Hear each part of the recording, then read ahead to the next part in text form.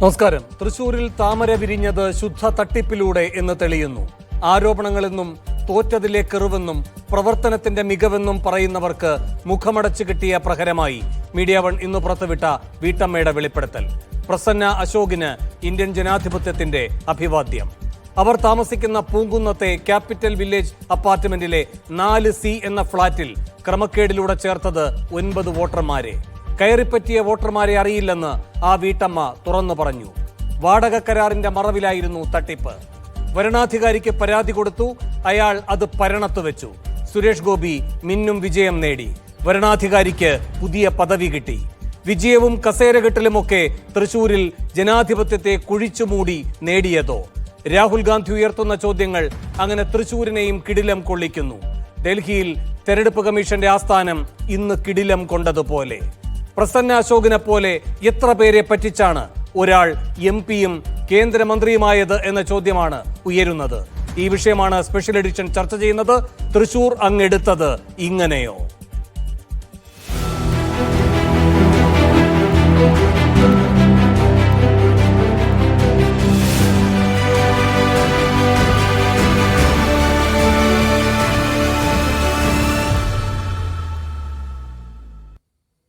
ഈ വിഷയത്തിൽ പ്രതികരിക്കാൻ കോൺഗ്രസിൽ നിന്ന് അബിൻ വർക്കി, CPM-ൽ നിന്നും ജെയ്ക് തോമസ്, വലതു നിരീക്ഷകൻ മിഥുൻ വിജയകുമാർ എന്നിവർ സ്പെഷ്യൽ എഡിഷനിൽ തത്സമയം അതിഥികളായി പങ്കുചേരുന്നു. ആദ്യം ശ്രീ അബിൻ വർക്കി, ഡൽഹിയിൽ കോൺഗ്രസ് ആസ്ഥാനത്ത് കഴിഞ്ഞ വ്യാഴാഴ്ച രാഹുൽ ഗാന്ധി ഇങ്ങനെ കോളിളക്കം സൃഷ്ടിക്കുന്ന ഒരു വിശദീകരണവും വെളിപ്പെടുത്തലും നടത്തുമ്പോൾ അതിൽ കേരളവും കുലുങ്ങുമെന്ന് നിങ്ങൾ കരുതിയിരുന്നോ? അങ്ങനെയെങ്കിൽ ഈ കുലുക്കത്തിൽ BJP നേതൃത്വം എത്രമാത്രം ഉത്തരവാദികളാണ്? തീർച്ചയായിട്ടും ഇതിനകത്ത് ഇലക്ഷൻ കമ്മീഷൻ മറുപടി പറയേണ്ടതൊക്കെ തന്നെ ഇലക്ഷൻ കമ്മീഷൻ എങ്ങനെ ഒരു ഭരണമുണ്ടാക്കാൻ വേണ്ടി കൃത്രിമമായി ഇടപെട്ടു എന്നുള്ളതിനെ പറ്റിയാണ് അവർ മറുപടി പറയേണ്ടത്. ശ്രീ രാഹുൽ ഗാന്ധി ബാംഗ്ലൂർ സെൻട്രലിലെ മഹാദേവപുര എന്ന് പറയുന്ന ഒറ്റ കോൺസ്റ്റിറ്റ്യുവൻസി മാത്രം ഫോക്കസ് ചെയ്തുകൊണ്ട് അദ്ദേഹത്തിന് കിട്ടിയ ഇലക്ഷൻ കമ്മീഷൻ തന്നെ കൊടുത്ത വോട്ടർ പട്ടികയുടെ വിവരങ്ങളുടെ അടിസ്ഥാനത്തിൽ ഏതാണ്ട് 6 മാസക്കാലം 40 പേരിരുന്ന് നടത്തിയ വേരിഫിക്കേഷൻ്റെ അടിസ്ഥാനത്തിലാണ് അദ്ദേഹം ഏതാണ്ട് 1 ലക്ഷത്തോളം വോട്ടുകൾ അവിടെ കൃത്രിമമായി ചേർത്തിട്ടുണ്ട് എന്ന് പറയപ്പെടുന്നത്. അത് ഡബ്ലിംഗ് വോട്ട് ഉൾപ്പെടെ നമുക്കറിയാം. അച്ഛനമ്മമാരുടെ പേരിൻ്റെ സ്ഥാനത്ത് ABCDEFG എന്നൊക്കെ ചേർത്തിരിക്കുന്നത് കാണാം. അതുപോലെ ഹൗസ് നമ്പർ സ്ഥാനത്ത് 0 ചേർത്തിരിക്കുന്നത് കാണാം. വോട്ടർ പട്ടികയിൽ പല സംസ്ഥാനത്ത് പേരുള്ള വോട്ടർ പട്ടികയിൽ ആളുകളുള്ളത് നമുക്ക് കാണാൻ സാധിക്കും. അപ്പോൾ ഇങ്ങനെയൊക്കെ തന്നെ ഒരു വീടിൻ്റെ ഒരു കുടുസുമുറിയിൽ 80 പേർ താമസിച്ച് അവിടെ വോട്ടുകൾ ഉണ്ടായിരുന്നു എന്ന് പറയപ്പെടുന്നത് കാണാം. അപ്പോൾ ഇതൊക്കെ തന്നെ ഇലക്ഷൻ കമ്മീഷൻ ഇതൊന്നും നിഷേധിച്ചിട്ടില്ല എന്നുള്ളതാണ് ഏറ്റവും ആദ്യത്തെ സുപ്രധാനമായ കാര്യം. ഇതിൻ്റെ പ്രധാനപ്പെട്ട കാര്യം ഇലക്ഷൻ കമ്മീഷൻ ഇതിന് മറുപടി പറയുന്നത് എന്താണ്? ഇപ്പോൾ ആദിത്യ ശ്രീവാസ്തവ എന്ന് പറയുന്ന ഒരു വോട്ടറുടെ കാര്യം പറഞ്ഞു. അത് ഉത്തർപ്രദേശിൽ ആ വോട്ടർ പട്ടികയിൽ ഇപ്പോൾ പേരില്ല എന്നാണ് ഇലക്ഷൻ കമ്മീഷൻ പറയുന്നത്. പക്ഷേ 2024 ഡ്രാഫ്റ്റ് വോട്ടേഴ്സ് ലിസ്റ്റിലും 2025 ജാനുവരിയിലെ ഫൈനൽ വോട്ടേഴ്സ് ലിസ്റ്റിലും 2025 മാർച്ച് മാസത്തിൽ ശ്രീ രാഹുൽ ഗാന്ധി ഇത് സ്ക്രീൻഷോട്ട് എടുക്കുന്ന സമയത്തും ആദിത്യ ശ്രീവാസ്തവയുടെ പേര് ഉത്തർപ്രദേശിലും മഹാരാഷ്ട്രയിലും കർണാടകയിലും ഉണ്ടായിരുന്നു എന്നുള്ളത് അന്ന് പ്രസിദ്ധീകരിക്കപ്പെട്ട വോട്ടർ പട്ടികയിൽ നിന്ന് വ്യക്തമാണ്. എന്തുകൊണ്ടോ ദേശീയ മാധ്യമങ്ങൾ ഇതൊക്കെ വളരെ ഒരു വിരൽത്തുമ്പിൽ കിട്ടാവുന്ന ഒറ്റ ക്ലിക്കിൽ കിട്ടാവുന്ന ഈ വോട്ടർ പട്ടിക പരിശോധിക്കാതെ തന്നെ UP ഇലക്ഷൻ കമ്മീഷന്റെ വാദഗതിയാണ് ശരി എന്നുള്ള തലത്തിൽ ശ്രീ രാഹുൽ ഗാന്ധിനെ ആക്രമിക്കാൻ വരുന്നത് കാണുകയുണ്ടായി ചില മാധ്യമങ്ങൾ. അപ്പോൾ അവരൊക്കെ എന്താണ് ഇവിടെ ശ്രമിക്കുന്നത്? അബിൻ, നമുക്ക് കേരളത്തിലേക്ക് വരാം. നമുക്ക് അടുത്ത ഘട്ടത്തിൽ ഇതിന്റെ മറ്റു കാര്യങ്ങളിലേക്ക് പോകാം. അബിൻ, ഇവിടെ അബിൻ പറയുന്നത് ഇലക്ഷൻ കമ്മീഷനാണ് ഇതിൽ അഭിപ്രായം പറയേണ്ടത് എന്ന്. അങ്ങനെയാണോ? ഇലക്ഷൻ കമ്മീഷൻ ശരി, ഒരു ഭരണഘടനാ സ്ഥാപനം എന്ന നിലയിൽ ഇതിൽ മറുപടി പറയാൻ ബാധ്യസ്ഥമാണ്. രാഷ്ട്രീയമായി BJP നേതൃത്വവും മറുപടി പറയാൻ ബാധ്യസ്ഥമാണ്. കാരണം ഇവർ രണ്ടുപേരും കൂട്ടുകക്ഷികളായി ഒരു സർക്കാരിനെ ഉണ്ടാക്കിയിരിക്കുകയാണ്. ഇപ്പോൾ തൃശ്ശൂരിലെ മാത്രം കാര്യമെടുത്താൽ 4/4/2024 ഈ ഫൈനൽ അവസാന വോട്ടർ പട്ടിക വരുന്നത്, അല്ലേ? 21/1/2024 കരടും. അപ്പോൾ കരട് പട്ടികയിലാണ് ഈ പറയുന്ന കുഴപ്പങ്ങളൊക്കെ. ഇന്നിപ്പോൾ ആ വീട്ടമ്മ പ്രസന്ന അശോക് പറഞ്ഞതുപോലെയുള്ള തട്ടിപ്പുകൾ നടന്നിരിക്കുന്നതെങ്കിൽ തിരുത്താൻ കഴിയുമായിരുന്നു, നിങ്ങൾക്കൊക്കെ ഇടപെട്ട് തിരുത്താൻ കഴിയുമായിരുന്നു. അങ്ങനെയല്ല, കരട് പട്ടിക വന്ന് അതിനുശേഷമാണ് ഈ വോട്ട് ചേർക്കലുകൾ നടക്കുന്നത് വ്യാജമായിട്ട്. പിന്നെ വരുന്നത് അന്തിമ പട്ടികയാണ്. അന്തിമ പട്ടിക വന്നതിന് ശേഷം പിന്നെ ഈ ആക്ഷേപം ഉന്നയിച്ചാൽ നടക്കില്ല. കാരണം ഒരിക്കൽ വോട്ടർ പട്ടികയിൽ പേര് വന്നാൽ വോട്ട് ചെയ്യുക എന്ന അവകാശമാണ് സംരക്ഷിക്കപ്പെടുക.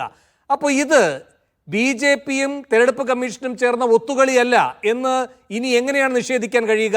അത്ര വലിയ കൂട്ടുമുന്നണിയായിട്ടല്ലേ പ്രവർത്തിച്ചത് ഈ 21/1-നും 4/4/2024 ഇടയിലെ ദിവസങ്ങളിൽ?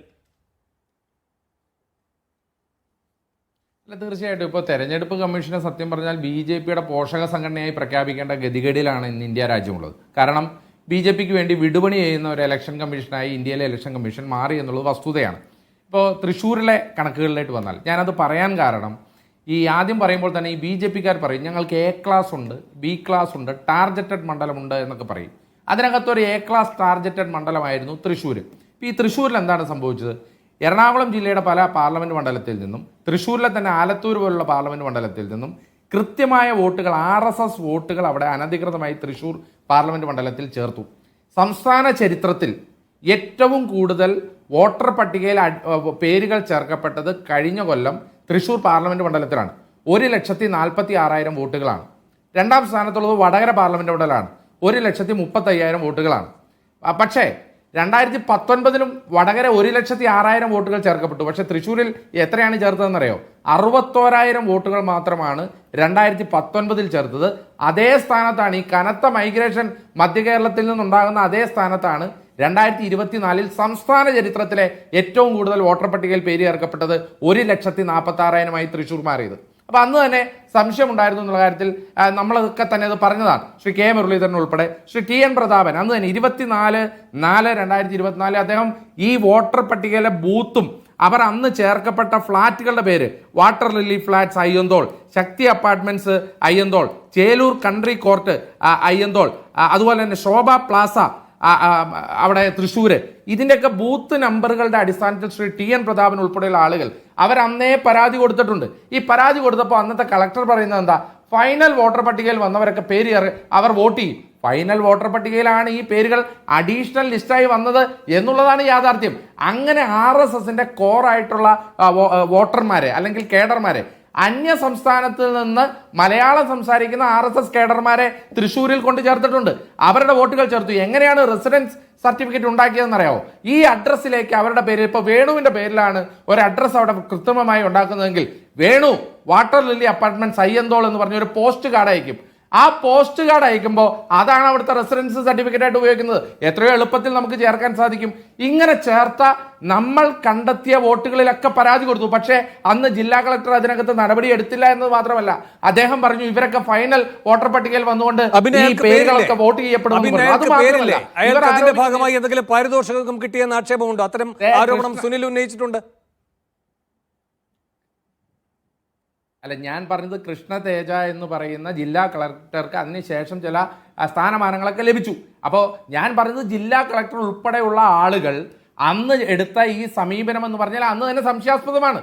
ഇന്നത് കൂടുതൽ വ്യക്തമായിട്ട് വരികയാണ്. ഇനി അത് മാത്രമല്ല വേണു, അവിടെ ഉണ്ടായിരുന്ന പല വിഷയങ്ങളിലും ഇപ്പോൾ നമുക്കറിയാം ഈ BJPക്കാരൊക്കെ പല ഇടത്തു നിന്നും അവരുടെ കോർ വോട്ടർമാരെ ഇപ്പുറം ചേർത്തു. ഈ തൃശ്ശൂർ പാർലമെന്റ് മണ്ഡലത്തിൽ അങ്ങനെയാണ് വിജയം ഉണ്ടാകുന്നത്. അന്ന് തന്നെ BJPക്കാർ പറഞ്ഞത് എന്താ? 75,000 പുതിയ വോട്ടർമാരെ ഞങ്ങൾ ഇവിടെ ചേർത്തിട്ടുണ്ട്, അതുകൊണ്ട് ഞങ്ങൾ ഇവിടെ ജയിക്കാൻ പോവുകയാണ് എന്നുള്ളതാണ് അവരുടെ അന്നത്തെ ന്യായഗതി എന്ന് പറയുന്നത്. അത് മാത്രമല്ല, ഇപ്പൊ BJPക്കാരൻ പറയുന്നുണ്ട് നിങ്ങൾക്ക് 45 ദിവസത്തിനുള്ളിൽ പരിശോധിച്ച്, അല്ലെങ്കിൽ ഈ വോട്ടർ പട്ടിക വന്നപ്പോൾ തന്നെ പരിശോധിച്ച് നിങ്ങൾക്ക് നടപടിയെടുക്കാൻ പറ്റില്ലേ? ഞങ്ങൾ പരിശോധിച്ചതിൽ നിന്ന് കണ്ടെത്തിയതിൽ ഞങ്ങൾ പരാതി കൊടുത്തു. വേറെ എന്താണ് വേണു ഒരു കാര്യം മനസ്സിലാക്കുക. ശോഭ സിറ്റിയിൽ കയറി ഒരു കോൺഗ്രസ് പ്രവർത്തകന് ഞങ്ങൾ ആ ഫ്ലാറ്റിൽ, ഏത് ആയിരക്കണക്കിന് ഫ്ലാറ്റ് സമുച്ചയമുള്ള ശോഭ സിറ്റി കയറി ഞങ്ങൾക്കൊരു പരിശോധന നടത്താൻ പറ്റൂ? ഇനി അതൊന്നും വേണ്ട. ഇപ്പോൾ എറണാകുളം നഗരത്തിൽ വേണുവിനെ പോലെ ഇപ്പോൾ കോഴിക്കോട് നഗരത്തിൽ, അർബൻ നഗരത്തിൽ, ഹൈലൈറ്റ് മാളിൽ ആരൊക്കെയാണ് താമസിക്കുന്നതെന്ന് അവരുടെ കയ്യിൽ ലിസ്റ്റ് ഉണ്ടാവും. പക്ഷേ ആ താമസിക്കുന്ന ഒരു ഫ്ലാറ്റിലെ ആൾക്കറിയോ മറ്റൊരു ഫ്ലാറ്റിൽ ആരാ താമസിക്കുന്നതെന്ന്? ഇങ്ങനെ നമുക്ക് പരിശോധന ഇമ്പോസിബിൾ ആണ്. രാഹുൽ ഗാന്ധി തന്നെ ഈ പരിശോധനയ്ക്കാണ് ഈ ഇലക്ഷൻ കമ്മീഷനോട് ചോദിച്ചു, നിങ്ങൾ ഒരു പണി, ഞാൻ ഒരൊറ്റ കാര്യം ആവശ്യപ്പെടാം, ആ ഡിജിറ്റൽ വോട്ടർ പട്ടിക എനിക്കൊന്ന് താ. ഡിജിറ്റൽ വോട്ടർ പട്ടിക തന്നാൽ ഞാൻ അതൊരു സോഫ്റ്റ്വെയറിൽ കമ്പയർ ചെയ്ത് ഇതിനകത്ത് ഡിസ്ക്രിപ്പൻസീസ് ഉണ്ടെങ്കിൽ ഞാനത് കണ്ടെത്താം. ഇതിന്റെ അനധികൃതമായി ഏതെങ്കിലും ചേർത്തിട്ടുണ്ടെങ്കിൽ ഞാൻ കണ്ടെത്താം. ഇലക്ഷൻ കമ്മീഷൻ കൊടുത്തില്ല. അത് കഴിഞ്ഞ് അദ്ദേഹം പറഞ്ഞു എന്നാൽ ഡിജിറ്റൽ വോട്ടർ പട്ടിക വേണ്ട, സ്കാൻ ചെയ്താൽ റീഡബിൾ, മെഷീൻ റീഡബിൾ ഫോർമാറ്റിലുള്ള സ്കാൻ ചെയ്യാൻ പറ്റുന്ന ഒരു പേപ്പറിലെങ്കിലും എന്താ, അതും തെരഞ്ഞെടുപ്പ് കമ്മീഷൻ കൊടുത്തില്ല. തെരഞ്ഞെടുപ്പ് കമ്മീഷൻ ഡബിൾ വോട്ടിംഗ് നടത്തുന്നുണ്ടോ എന്ന് പരിശോധിക്കുമെന്ന് കണ്ടപ്പോൾ അവർ ചെയ്ത പണി എന്താ? നിയമം പരിഷ്കരിച്ച് 45 ദിവസം കൊണ്ട് ഈ CCTV ഫുട്ടേജ് മുഴുവൻ നശിപ്പിക്കണമെന്ന് നിയമം ഉണ്ടാക്കി. അപ്പോൾ തന്നെ വളരെ വ്യക്തമാണ് തെരഞ്ഞെടുപ്പ് കമ്മീഷന്റെ ഇതിന്റെ ഇന്റൻഷൻ എന്ന് പറഞ്ഞാൽ ഈ രാജ്യത്ത് ചില നിയോജക മണ്ഡലങ്ങളിൽ എല്ലായിടത്തും എന്ന് ഞാൻ പറയുന്നില്ല, ചില ടാർഗറ്റഡ് നിയോജക മണ്ഡലങ്ങളിൽ BJPക്കാർ അനധികൃതമായി വോട്ട് രേഖപ്പെടുത്തി മോദി സർക്കാരിന് കൃത്രിമമായ വിജയമുണ്ടാക്കി. ആ വിജയത്തിലാണ് ഇപ്പോൾ അഭിരമിച്ചിരിക്കുന്നത്. ഇത് മഹാരാഷ്ട്ര തെരഞ്ഞെടുപ്പിലും നടന്നു, ഹരിയാന തെരഞ്ഞെടുപ്പിലും നടന്നു. അതുകൊണ്ടാണ് വേണു നമ്മൾ പല പോൾ സർവേ ഫലങ്ങളോ അല്ലെങ്കിൽ മാധ്യമ പ്രവർത്തകർ തന്നെ ഈ സംസ്ഥാനങ്ങളിലും പാർലമെന്റ് തെരഞ്ഞെടുപ്പിലും ഒക്കെ പോയവർ പറഞ്ഞ എന്താണ്? ശക്തമായ ആന്റി ഇൻകംബൻസിയാണ് കേന്ദ്ര സർക്കാരിനെതിരെ. ഇവിടെ ഒരു കാരണവശാൽ BJP സർക്കാർ വരില്ല. മഹാരാഷ്ട്രയിലും ഹരിയാനയിലൊക്കെ അതായിരുന്നു. പക്ഷെ തെരഞ്ഞെടുപ്പിന്റെ റിസൾട്ട് വരുമ്പോൾ എന്താ നമ്മൾ കാണുന്നത്? തെരഞ്ഞെടുപ്പ് റിസൾട്ട് വരുമ്പോൾ BJP ജയിക്കുന്നു. എല്ലാവർക്കും അത്ഭുതമാണ്. മഹാരാഷ്ട്രയുടെ കാര്യത്തിൽ ഇന്നും അവിടെ പോയ മലയാളി മാധ്യമ പ്രവർത്തകരുടെ മുഴുവൻ ചോദിച്ചു നോക്കിയോളൂ, അവർക്കൊക്കെ ഇന്നും അത്ഭുതമാണ്. കാരണം ഇതാണ്, ഈ മഹാരാഷ്ട്ര തെരഞ്ഞെടുപ്പും ഹരിയാന തെരഞ്ഞെടുപ്പും ഒന്നിച്ച് നടത്തേണ്ടതായിരുന്നു. അവർ 6 മാസം നീട്ടിവെച്ചു. മഹാരാഷ്ട്ര മാത്രം. എന്തിനാണ്? ഇതുപോലെ അനധികൃതമായി വോട്ടുകൾ ചേർക്കാൻ വേണ്ടി RSSകാരെ അങ്ങോട്ട് കൊടുത്ത് ചേർക്കാൻ വേണ്ടി അവർ ഈ സമയം പോലും നീട്ടിവെച്ചു. ഇങ്ങനെ ഈ തെരഞ്ഞെടുപ്പ് കമ്മീഷൻ എന്ന് പറഞ്ഞാൽ ഇന്ത്യ ചരിത്രത്തിൽ ആദ്യമായി ഒരു രാഷ്ട്രീയ പാർട്ടിക്ക് വേണ്ടി വിടുപണി ചെയ്യുന്ന അവസ്ഥയിലേക്ക് എത്തിയെന്നുള്ളതാണ് തൃശ്ശൂർ ഉൾപ്പെടെ സാക്ഷ്യം വഹിക്കുന്നത്. ശരി, ജയിക്കിലേക്ക് വരുന്ന മിഥുൻ, ഇവിടെ ഇപ്പോൾ ഈ പ്രസന്ന അശോകിന്റെ ഇന്നത്തെ ഈ പ്രതികരണം അങ്ങും ശ്രദ്ധിച്ചിട്ടുണ്ടാകും എന്നാണ് കരുതുന്നത്. അപ്പോൾ തൃശ്ശൂർ ഇങ്ങ് എടുക്കുകയാണ് എന്ന് പറഞ്ഞത് എങ്ങനെയൊക്കെ ആയിരുന്നു എന്നതിലെ ജീവിക്കുന്ന ഒരു തെളിവല്ലേ പ്രസന്ന അശോക്? ഞാൻ ഇതിന്റെ ഒരു ആൻസറിലേക്ക് വരുന്നതിന് മുന്നേ ഈ ഇലക്ഷന്റെ ഒരു പ്രോസസ്സ് എന്താന്നുള്ളത് ഇവിടെ ഈ കോൺഗ്രസിന്റെ പ്രതിനിധി സംസാരിച്ചപ്പോൾ എനിക്ക് തോന്നുന്നു അദ്ദേഹം ഈ എന്താ പറയുക നമ്മുടെ വോട്ട് പട്ടികയിൽ പേര് ചേർക്കുന്നത് ഒരു ഇലക്ഷന്റെ സമയത്ത് മാത്രം നടക്കുന്ന ഒരു പ്രക്രിയ ആയിട്ടാണ് അദ്ദേഹത്തിനെ കാണുന്നത്. അപ്പൊ ആ സമയത്ത് എന്തോ തട്ടിപ്പ് നടന്നു, അതെല്ലാം ഞങ്ങൾ കണ്ടുപിടിച്ചു എന്ന രീതിയിൽ അദ്ദേഹം പറഞ്ഞത്. ഇതിനൊരു ആനുവൽ റിവിഷൻ പ്രോസസ് ഉണ്ട്, ഒരു സ്പെഷ്യൽ റിവിഷൻ പ്രോസസ് ഉണ്ട്. അതിൽ ഈ പറഞ്ഞ ECI മുതൽക്ക് BLO വരെയുള്ള ആളുകൾ ഇൻവോൾവ് ആണ്. ഇതിന്റെ ഒരു ആനുവൽ സമ്മറി റിവിഷൻ വഴി കണ്ടിന്യൂസ് ആയിട്ട് അപ്ഡേറ്റ് ചെയ്തുകൊണ്ടിരിക്കുന്ന ഒരു കാര്യമാണ് ഈ വോട്ടർ ലിസ്റ്റ്. അല്ലാതെ പെട്ടെന്ന് ഒരു ദിവസം ഒരു ഔട്ട് ഓഫ് സ്ക്രാച്ച് ഉണ്ടാക്കിയെടുക്കുന്ന ഒരു സാധനം. മിഥുന്റെ ആ വാദം ശരിയാണ്. പക്ഷെ അപ്പോഴും ഈ കരട് പട്ടികയും അന്തിമ വോട്ടർ പട്ടികയും അതിനിടയിലുള്ള പീരീഡിലും ഇത് നടക്കുന്നുണ്ടല്ലോ, ഇല്ലേ? അല്ല, അതാ ഞാൻ ചോദിക്കുന്നത്. കരട് പട്ടിക അത് നടക്കുന്നുണ്ടോ ഇല്ലേ? പ്രസിദ്ധീകരിച്ച് കഴിഞ്ഞിട്ടും അപ്പോഴൊന്നും ഇല്ലാത്തൊരു വാദമായിട്ട് ഇപ്പൊ വരികയാണ്. കരടിനും അന്തിമ വോട്ടർ പട്ടികയ്ക്കും ഇടയിലും പേര് ചേർക്കലുകളും പേര് ഒഴിവാക്കലുകളും ഉണ്ടാകുന്നില്ലേ? തീർച്ചയായിട്ടും അത് പബ്ലിക്കലി അവൈലബിൾ ആയിട്ടുള്ള ഇൻഫർമേഷൻ ആണ്. അന്നൊന്നും അതാണ് പ്രസന്ന അശോക് പറഞ്ഞത്. മിഥുൻ, ഈ പറയുന്ന കരട് പട്ടിക വന്നതിന് ശേഷം അന്തിമ പട്ടിക വരുന്നതിനിടയിലാണ് അവരുടെ ഈ പറയുന്ന റെന്റൽ എഗ്രിമെന്റ് ഉൾപ്പെടെയുള്ളത് എടുത്തുകൊണ്ട് അവരുടെ ഫ്ളാറ്റിൽ അവരറിയാതെ 9 വോട്ടർമാരുണ്ടായത്. നോക്കൂ, ഇവിടെ നമ്മൾ സംസാരിക്കുന്നത് ഒരു വിഷയമോ 2 വിഷയമോ അല്ല. ഇതിനുള്ള മറുപടി ഞാൻ അങ്ങയിൽ നിന്ന് അഭ്യർത്ഥിക്കുന്നു. ഞാൻ താത്വികമായ ഒരു അവലോകനം നടത്തിയില്ല, അതുകൊണ്ടാണ് ഞാൻ പറഞ്ഞത് ഇതിനുള്ള അങ്ങയുടെ ഒരു ചർച്ച തുടങ്ങിയിട്ടല്ലോ. മിഥുൻ ഇതിന് മറുപടി പറയണം, വിടില്ല. മിഥുൻ ഇതിന് മറുപടി പറയുക, അതിനുശേഷം ബാക്കി പറഞ്ഞോളൂ. എല്ലാ ചർച്ചയിലും ഞാൻ കാണുന്ന ഒരു പാറ്റേൺ ഉണ്ട്. വേണു ഒരു ചർച്ച പാറ്റേൺ ഒക്കെ അവിടെ നിൽക്കട്ടെ, ഈ പാറ്റേണിനെ പറ്റി പറയും.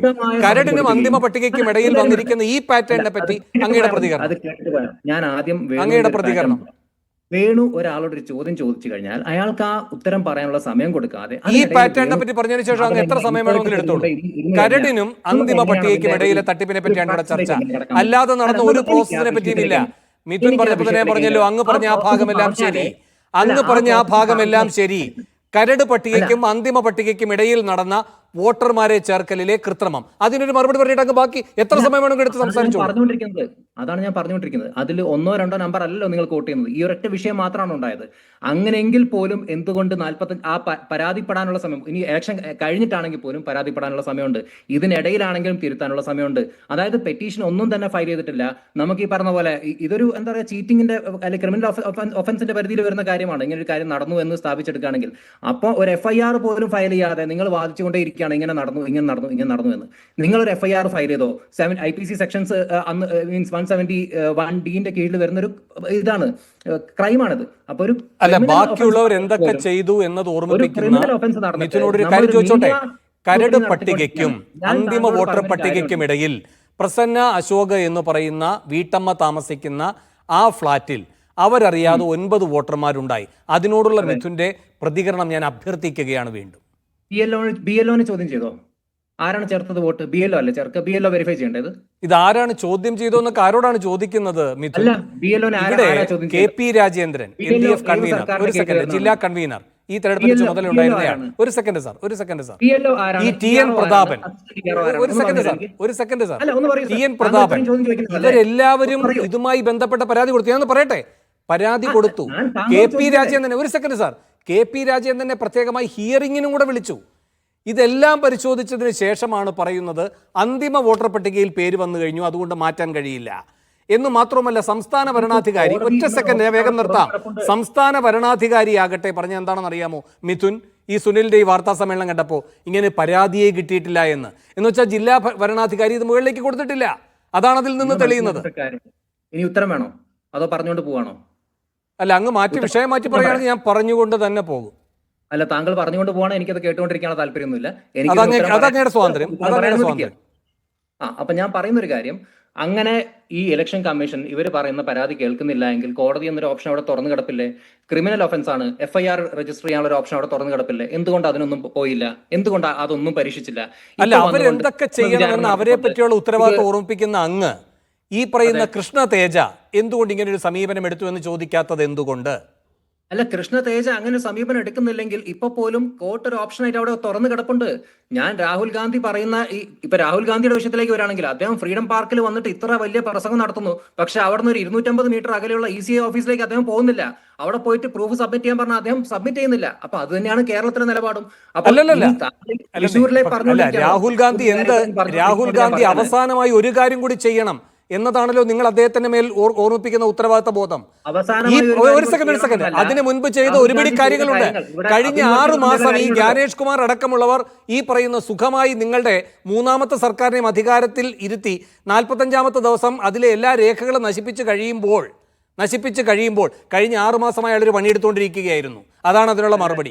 45 ദിവസത്തിന്റെ കണക്ക് എന്റെ പൊന്ന് വേണു, താങ്കൾക്ക് നമ്മുടെ ഈ പറയുന്ന പോലെ ഇതുപോലുള്ള കംപ്ലൈന്റുകളുടെ ഒരു ചരിത്രം അറിയാമെങ്കിൽ ഇവരുടെ തന്നെ കമൽനാഥ് 2018 ഈ പരാതിയുമായിട്ട് പോയിട്ടുണ്ടല്ലോ. അന്ന് സുപ്രീം കോടതി തന്നെ പറഞ്ഞിട്ടുണ്ട് 45 ദിവസത്തിന് മുകളിലേക്ക് ഈ രേഖകളൊന്നും സൂക്ഷിക്കേണ്ട ആവശ്യമില്ല എന്ന്. അത് പ്രൈവസിയുടെ പ്രൊട്ടക്ഷന് വേണ്ടിയിട്ടാണ്, അല്ലാതെ ECIയുടെ ഇഷ്ടത്തിന് അങ്ങ് നശിപ്പിക്കുകയല്ല. അപ്പം പ്രൈവസി പ്രൊട്ടക്ഷന്റെ പരിധിയിൽ വരുന്ന ഒരു കാര്യമാണത്. അപ്പൊ താങ്കൾ അതൊക്കെ കോട്ട് ചെയ്തുകൊണ്ട് ഇവിടെ ആളുകളെ തെറ്റിദ്ധരിപ്പിക്കുന്ന രീതിയിലുള്ള ഒരു ഇല്ലല്ല, ഈ 45 ദിവസത്തിന്റെ തീരുമാനം വന്നതിന്റെ കാലാവധി എത്രയായിരുന്നു എന്ന് അങ്ങേക്ക് അറിയുന്നതാണ്. കൂടാതെ ഈ പറയുന്ന 6 മാസം അവിടെ ഒരു സ്ഥിരം താമസക്കാരനായിരിക്കുന്നതുമായി ബന്ധപ്പെട്ട കാലപരിധി ഏത് കോടതി പറഞ്ഞിട്ടാണ് 2 ദിവസത്തേക്ക് ചുരുക്കിയത് മിഥുൻ? അതും ഇലക്ഷൻ കമ്മീഷന്റെ തീരുമാനമായിരുന്നല്ലോ. അത് ഏത് ഘട്ടത്തിലാണ് ആ തീരുമാനം വന്നത്? ഏത് കോടതി പറഞ്ഞിട്ടാണ്? ചോദിച്ചത് താങ്കളോട് ഞാൻ അതുകൊണ്ട് തന്നെയാണ് പറഞ്ഞത് ഇതിന്റെ പ്രോസസ്സ് മനസ്സിലാക്കി സംസാരിക്കുമെന്ന്.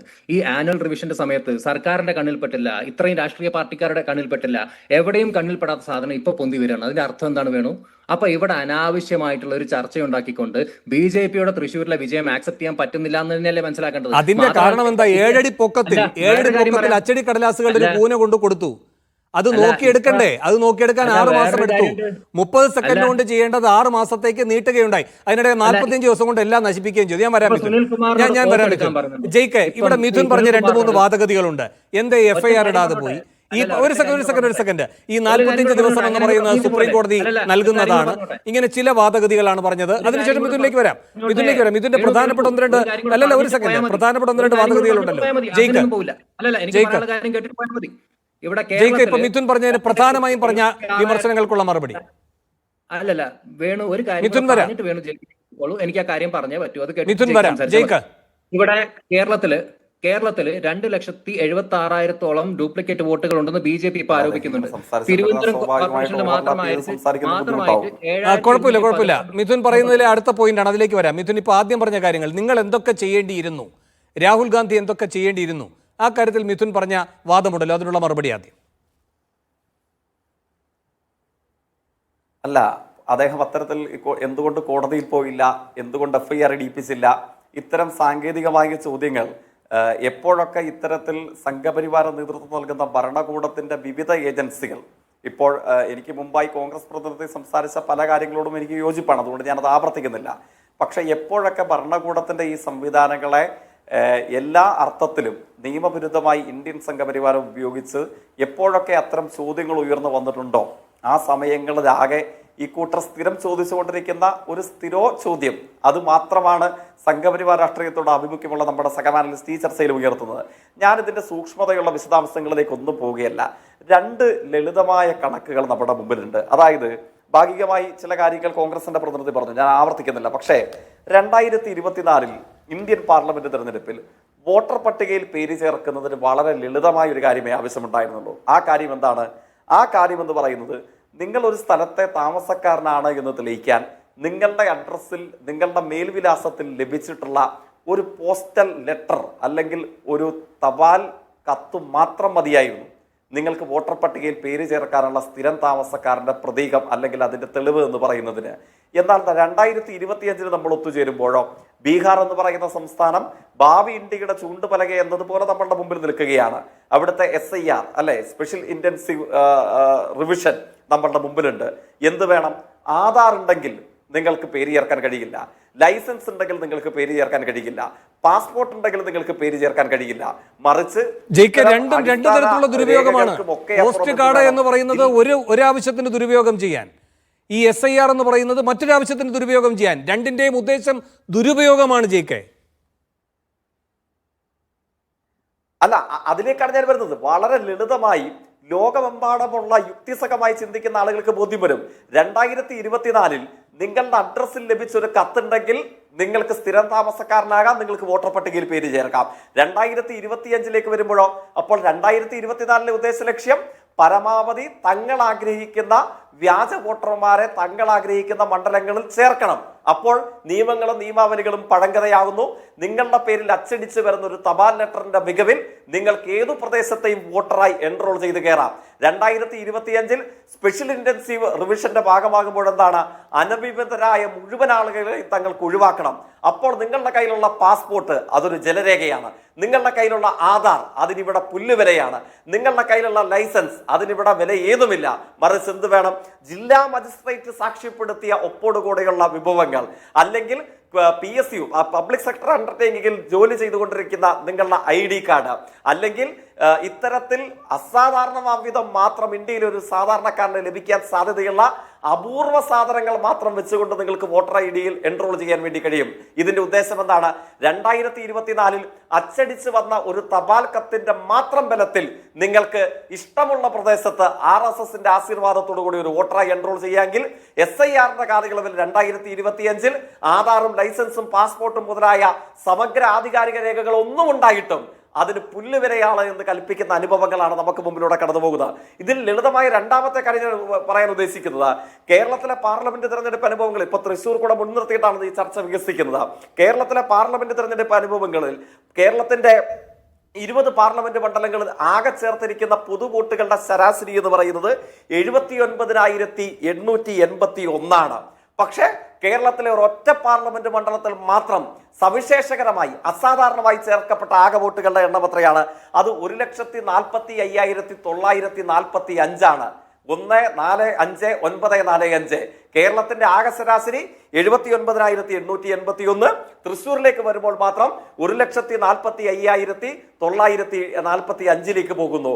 ഈ രണ്ട് ഉദാഹരണങ്ങൾ മാത്രം വെച്ച് പരിശോധിച്ചാൽ പോരെ ഈ കാര്യങ്ങൾക്കകത്ത് ആർക്ക് എന്തൊക്കെ മറയ്ക്കാറുണ്ട്, എവിടൊക്കെ എന്തൊക്കെ ചീഞ്ഞു ഞാറുന്നുണ്ട് എന്ന ലളിതയുക്തിയിൽ ചിന്തിക്കുന്ന സാധാരണക്കാരന് സംശയം തോന്നാൻ അതിനോടൊപ്പം എന്ത് ചെയ്യുന്നു? അതിനോടൊപ്പം ചെയ്യുന്നത് ഒരു അസാധാരണ വിചിത്ര കോടതി ഉത്തരവിന്റെ മറവിൽ എല്ലാ CCTV ഫുട്ടേജുകളും ഇലക്ഷൻ കമ്മീഷൻ എന്ന് പറയുന്ന സംഘപരിവാർ നോമിനിയായി മാറിയിട്ടുണ്ട് എന്ന് ഏത് മതനിരപേക്ഷവാദിയും ചിന്തിക്കുന്ന, പ്രബലമായി സംശയിക്കുന്ന ഈ ഏജൻസി അത് ഇല്ലാതാക്കി കളയുന്നു. യാദൃച്ഛ്യമല്ല, ഒറ്റ സെക്കൻഡ് ഞാൻ ഇടപെടുകയല്ല. പഞ്ചാബ് ഹരിയാന ഹൈക്കോടതിയുടെ വിധി തെരഞ്ഞെടുപ്പ് കമ്മീഷൻ എതിരായിരുന്നു. ഈ പറയുന്ന CCTV ദൃശ്യങ്ങൾ അടക്കമുള്ള രേഖകൾ നൽകണം എന്നായിരുന്നു ആ ഉത്തരവ്.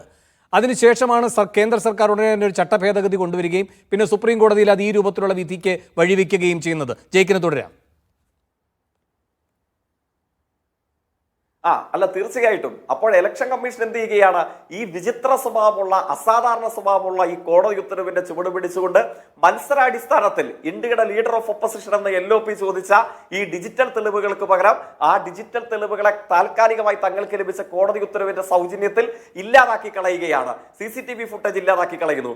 ഡിജിറ്റൽ തെളിവ് ചോദിക്കുമ്പോൾ അച്ചടിച്ചു വെച്ച പേപ്പർ കൂന അങ്ങ് സൂചിപ്പിച്ചതുപോലെ ഒരു ശരാശരി മനുഷ്യന്റെ ഉയരത്തെക്കാൾ അധികം വലിപ്പമുള്ള വലിയൊരു കെട്ട് പേപ്പർ കൂന എടുത്തിട്ട് നിങ്ങൾ കൊണ്ടുപോയി പരിശോധിക്കുമെന്ന് പറയുന്നു.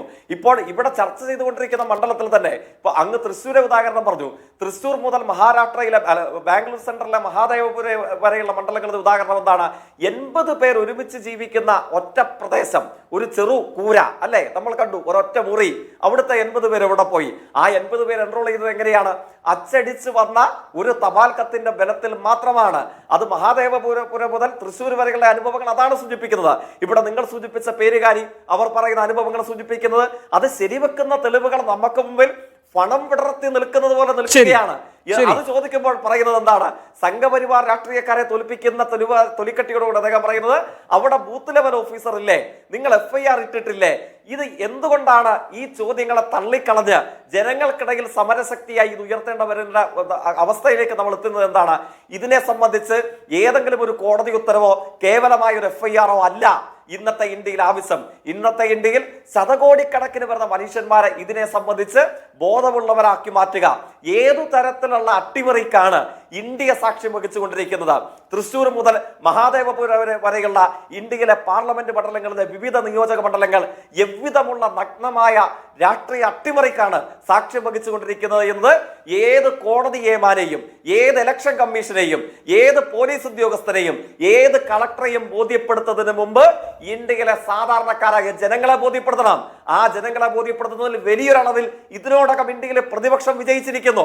അതുകൊണ്ടാണ് എവിടെ FIR, എവിടെ കളക്ടർ, എവിടെ തെരഞ്ഞെടുപ്പ് കമ്മീഷൻ, എവിടെ കോടതി ഇത്യാദി ചോദ്യങ്ങൾ ഇവർ വിരളി പിടിച്ചുകൊണ്ട് ചോദിച്ചുകൊണ്ടിരിക്കുന്നത്. കാരണം ഇന്ത്യയിൽ തലച്ചോറിന്റെ സ്ഥിരത നഷ്ടപ്പെട്ടിട്ടില്ലാത്ത ഇന്ത്യയിലെ മുഴുവൻ ആളുകളും ഇപ്പോൾ രാഷ്ട്രീയമായ ഒരു സാക്ഷരതയിലേക്ക് മെല്ലെ വൈകിയെങ്കിലും നടന്നു വന്നിട്ടുണ്ട് എന്നുള്ളതാണ് ഈ സമരങ്ങളുടെ ആകത്തുകയായി നമ്മുടെ രാജ്യം ദർശിച്ചുകൊണ്ടിരിക്കുന്ന പ്രധാനപ്പെട്ട മാറ്റം. ആ മാറ്റത്തിൽ അസ്വസ്ഥരാകുന്നത്, വിരളി പിടിക്കുന്നത്, പേടിയുണ്ടാകുന്നത് ഒരൊറ്റ കൂട്ടർക്ക് മാത്രമാണ്. അതുകൊണ്ടാണ് FIR, കളക്ടർ, ഇലക്ഷൻ കമ്മീഷൻ, കോടതി ഈ ഭരണകൂട സംവിധാനങ്ങളെ ചൂണ്ടിക്കാട്ടി നിങ്ങൾക്ക് ഇങ്ങോട്ട് പൊക്കൂടെ, നിങ്ങൾ എന്തിനു സമരം ചെയ്യുന്നു, നിങ്ങൾ ജനങ്ങൾക്കിടയിൽ എന്തിനു വാർത്താ സമ്മേളനം നടത്തുന്നു, ലക്ഷക്കണക്കിന് ആളുകൾ പങ്കുവെക്കുന്ന വീഡിയോ ചിത്രങ്ങളും ഓരോ പ്രദേശങ്ങളിലും ബൂത്ത് തിരിച്ച് ഇവർ ചേർത്ത കള്ളവോട്ടുകളെ സംബന്ധിച്ചുള്ള വസ്തുതാപൂർണമായ സ്ഥിതിവിവര കണക്കുകളും പുറത്തേക്ക് വരുമ്പോഴോ ഇവർ ചോദിക്കുന്നു കോടതി, FIR, പോലീസ് അല്ലെ? എത്ര നയനമനോഹരമായ കാഴ്ചയാണ്. മുമ്പൊരു കാലയളവിൽ ഇതിനെ ആകെ തള്ളിക്കളഞ്ഞവർ ജനങ്ങൾ ഇതിനെ ചോദ്യം ചെയ്യുന്നു എന്ന് കേട്ടപ്പോൾ ഭരണകൂടത്തെ ആശ്രയിക്കൂ, ഭരണകൂടത്തിന്റെ ഞങ്ങൾ സ്പോൺസർ ചെയ്ത സംവിധാനങ്ങളെ ആശ്രയിക്കുന്നതാണ്. ഒരു സംവിധാനങ്ങളെയും ആശ്രയിക്കാൻ പോകുന്നില്ല മിസ്റ്റർ സംഘപരിവാർ ആഭിമുഖ്യക്കാര. മറിച്ച് ഞങ്ങൾ ഈ രാജ്യത്തെ ജനങ്ങൾക്കിടയിൽ അവസാനത്തെ ശേഷിയും ഉപയോഗിച്ചും അവസാനത്തെ മനുഷ്യനിലേക്കും രാഷ്ട്രീയ സാക്ഷരതയോടുകൂടെ എவ்விதമാണ് ഇന്ത്യ എന്ന ആശയത്തെ നിങ്ങൾ അട്ടിമറിക്കുന്നത് എന്ന ബോധോദയം സൃഷ്ടിക്കാനുള്ള ശ്രമങ്ങൾ നടക്കുന്നു. നാളെ ഈ തെരഞ്ഞെടുപ്പിൽ ഇത് ആവർത്തിക്കപ്പെടാൻ പറ്റാത്ത പോലെ ജനങ്ങൾക്കിടയിൽ ഉരുക്കി മുഷ്ടി കൊണ്ട് നിങ്ങൾക്കെതിരെയുള്ള പ്രതിരോധം വളർത്തിയെടുക്കുക തന്നെ ചെയ്യും. ഉണ്ടാകേണ്ടതില്ല. മിഥുൻ ഇതിന് മറുപടി. നോക്കൂ, ഇവിടെ ജയിക്ക് മനസ്സിലാക്കേണ്ട ഒരു കാര്യം, നമ്മളൊരു വലിയ രാഷ്ട്രീയ പ്രസംഗം നടത്തിയിട്ട് പോകേണ്ട ഒരു വിഷയമാണെന്ന് എനിക്ക് തോന്നുന്നില്ല. കാരണം ഇതിന്റെ വിശദാംശങ്ങളിലേക്ക് പറയുമ്പോൾ അദ്ദേഹത്തിന് FIR-നോട് പുച്ഛമാണ്, കോടതിയോട് പുച്ഛമാണ്, മറ്റെല്ലാ നിയമ സംവിധാനങ്ങളോടും വളരെ പരമ പുച്ഛമാണ് അദ്ദേഹത്തിനെന്നാണ് അദ്ദേഹം പറഞ്ഞുകൊണ്ടിരിക്കുന്നത്. ഞാനിവിടെ അദ്ദേഹം കലക്ടറുടെ പേര് പറയും കേട്ടോ, ECIന്റെ പേര് പറയും, പക്ഷെ BLOനെ പറ്റി പറയാൻ പാടില്ല, അസിസ്റ്റന്റ് EROയെ പറ്റി പറയാൻ പാടില്ല, EROനെ പറ്റി പറയാൻ പാടില്ല. കാരണം ഇവരുടെയൊക്കെ ബാക്ക്ഗ്രൗണ്ട് നമ്മൾ വെരിഫൈ ചെയ്താൽ അവർ ചിലപ്പോൾ സ്റ്റേറ്റ് ഗവൺമെന്റ് എംപ്ലോയീസ് ആയിരിക്കും. അപ്പൊ അത് പറയാൻ പാടില്ല. ഈ പറയുന്ന സ്റ്റേറ്റ് ഗവൺമെന്റ് എംപ്ലോയീസ് BLO മുതൽക്ക് അങ്ങ് മുകളിലേക്കുള്ള ആളുകൾ മൊത്തം ഈ പറയുന്ന BJPക്ക് വേണ്ടിയിട്ട് എന്താ പറയുക സപ്പോർട്ട് ചെയ്തുകൊണ്ട് അവരെ വിജയിപ്പിക്കാൻ വേണ്ടി ഒരു വലിയ ക്യാമ്പയിൻ നടത്തി എന്നൊക്കെ പറഞ്ഞാൽ അത് വിശ്വസിക്കാൻ കേരളത്തിലെ ജനങ്ങൾ തയ്യാറാണെന്ന് എനിക്കറിയില്ല. താങ്കൾ ഒരു പക്ഷെ അങ്ങനെ വിശ്വസിച്ചുകൊള്ളൂ, അതിൽ കുഴപ്പമില്ല. പിന്നെ താങ്കളുടെ തന്നെ നേതാവായിട്ടുള്ള G. സുധാകരൻ പറഞ്ഞിട്ടുണ്ടല്ലോ എങ്ങനെയാണ് ആലപ്പുഴയിൽ താങ്കളുടെ പാർട്ടി അട്ടിമറി നടത്തിയിട്ട് പോസ്റ്റൽ വോട്ട് അട്ടിമറി നടത്തിയതൊക്കെ. അതൊക്കെ വലിയ എന്താ പറയുക ഡീറ്റെയിൽഡ് ആയിട്ട് തന്നെ നമുക്ക് ചർച്ച ചെയ്യേണ്ട വിഷയങ്ങളാണ്. പിന്നെ സുരേഷ് ഗോപി തൃശ്ശൂരിൽ ജയിച്ചിട്ടുണ്ടെങ്കിൽ അത് ജനങ്ങളുടെ വോട്ടിന്റെ അടിസ്ഥാനത്തിലാണ്. ഞാൻ BJPയെ സപ്പോർട്ട് ചെയ്യുന്ന ആളൊന്നുമല്ല കേട്ടോ. സുരേഷ് ഗോപി ജയിച്ചിട്ടുണ്ടെങ്കിൽ അതിപ്പോൾ മന്ത്രി രാജന്റെ മണ്ഡലം എടുത്ത് നോക്കുകയാണെങ്കിലും ഈ CPI നേതാക്കളായിട്ടുള്ള മുകുന്ദന്റെ, ബാലചന്ദ്രന്റെ ഒക്കെ മണ്ഡലം നമ്മൾ എടുത്ത് നോക്കുകയാണെങ്കിൽ അവിടെ അവിടെയൊക്കെ തന്നെ BJPക്ക് വലിയ മുന്നേറ്റം ഉണ്ടായിട്ടുണ്ട്. മാത്രമല്ല ഈ കരട് പ്രസിദ്ധീകരിക്കുമ്പോൾ അന്നൊന്നും ഇല്ലാത്ത വിഷയം എന്തുകൊണ്ടാണ് ഇപ്പൊ വരുന്നത്? പിന്നെ കേരളത്തിലെ ടോട്ടൽ ഡ്യൂപ്ലിക്കേറ്റ് വോട്ട്സിന്റെ എണ്ണം നമ്മൾ പരിശോധിച്ച് നോക്കുകയാണെങ്കിൽ 2,76,000 ഉണ്ടെന്നാണ് ഞാൻ പറഞ്ഞത്. അപ്പൊ അത് പറയാൻ താങ്കൾ പൂർത്തിയാക്കിയില്ല. അവിടെ BJP ഒരു ആരോപണം ഉന്നയിച്ചിട്ടുണ്ട്. ഇപ്പോൾ തിരുവനന്തപുരം കോർപ്പറേഷനിൽ മാത്രം 7,216 ഡ്യൂപ്ലിക്കേറ്റ് വോട്ടുണ്ട്. ഭീമാപ്പള്ളി ഡീലിമിറ്റേഷൻ ഫൈനലൈസ് ചെയ്ത സമയത്ത് അവിടുത്തെ പോപ്പുലേഷൻ 9,875 ആയിരുന്നെങ്കിൽ വോട്ടർ ലിസ്റ്റ് പ്രസിദ്ധീകരിക്കുമ്പോൾ 16,000 ആളുകൾ ഭീമാപ്പള്ളിയിലുണ്ട്. അപ്പൊ ഇത്ര വലിയ ഒരു ഈ ഡബിൾ വോട്ടിങ്ങിന്റെ ഒരു സംഭവം എങ്ങനെ വന്നു? അതുകൂടെ അന്വേഷിക്കപ്പെടണ്ടേ? അപ്പൊ നമുക്ക് ഈ പറഞ്ഞ പോലെ FIR അല്ലെങ്കിൽ നമ്മുടെ കോടതിയുടെ പ്രോസസ്സിനൊക്കെ ഒരു സെക്കൻഡ് മിഥുൻ ആ പറഞ്ഞ കാര്യം ശരിയാണ്. മിഥുൻ ആ കാര്യം ശരിയാണ് പറയുന്നത്. ഇപ്പോ 5 തരത്തിലുള്ള തട്ടിപ്പുകൾ ഇതുമായി ബന്ധപ്പെട്ട് നടക്കുന്നു എന്നാണല്ലോ രാഹുൽ ഗാന്ധി പറഞ്ഞത്. ഇനി ഞാൻ വായിക്കാം. We have identified 3 major types of manipulations. Multiple voters sharing the same identity card number. ഇത് രാഹുൽ ഗാന്ധി പറഞ്ഞിട്ടുള്ളതാണ്. Individuals possessing more than one voter ID. ഇത് രാഹുൽ ഗാന്ധി പറഞ്ഞിട്ടുള്ളതാണ്. And voters registered in multiple locations. ഇതും രാഹുൽ ഗാന്ധി പറഞ്ഞിട്ടുള്ള 5-ൽ മൂന്നാമത്തേതാണ്. This is a criminal offense.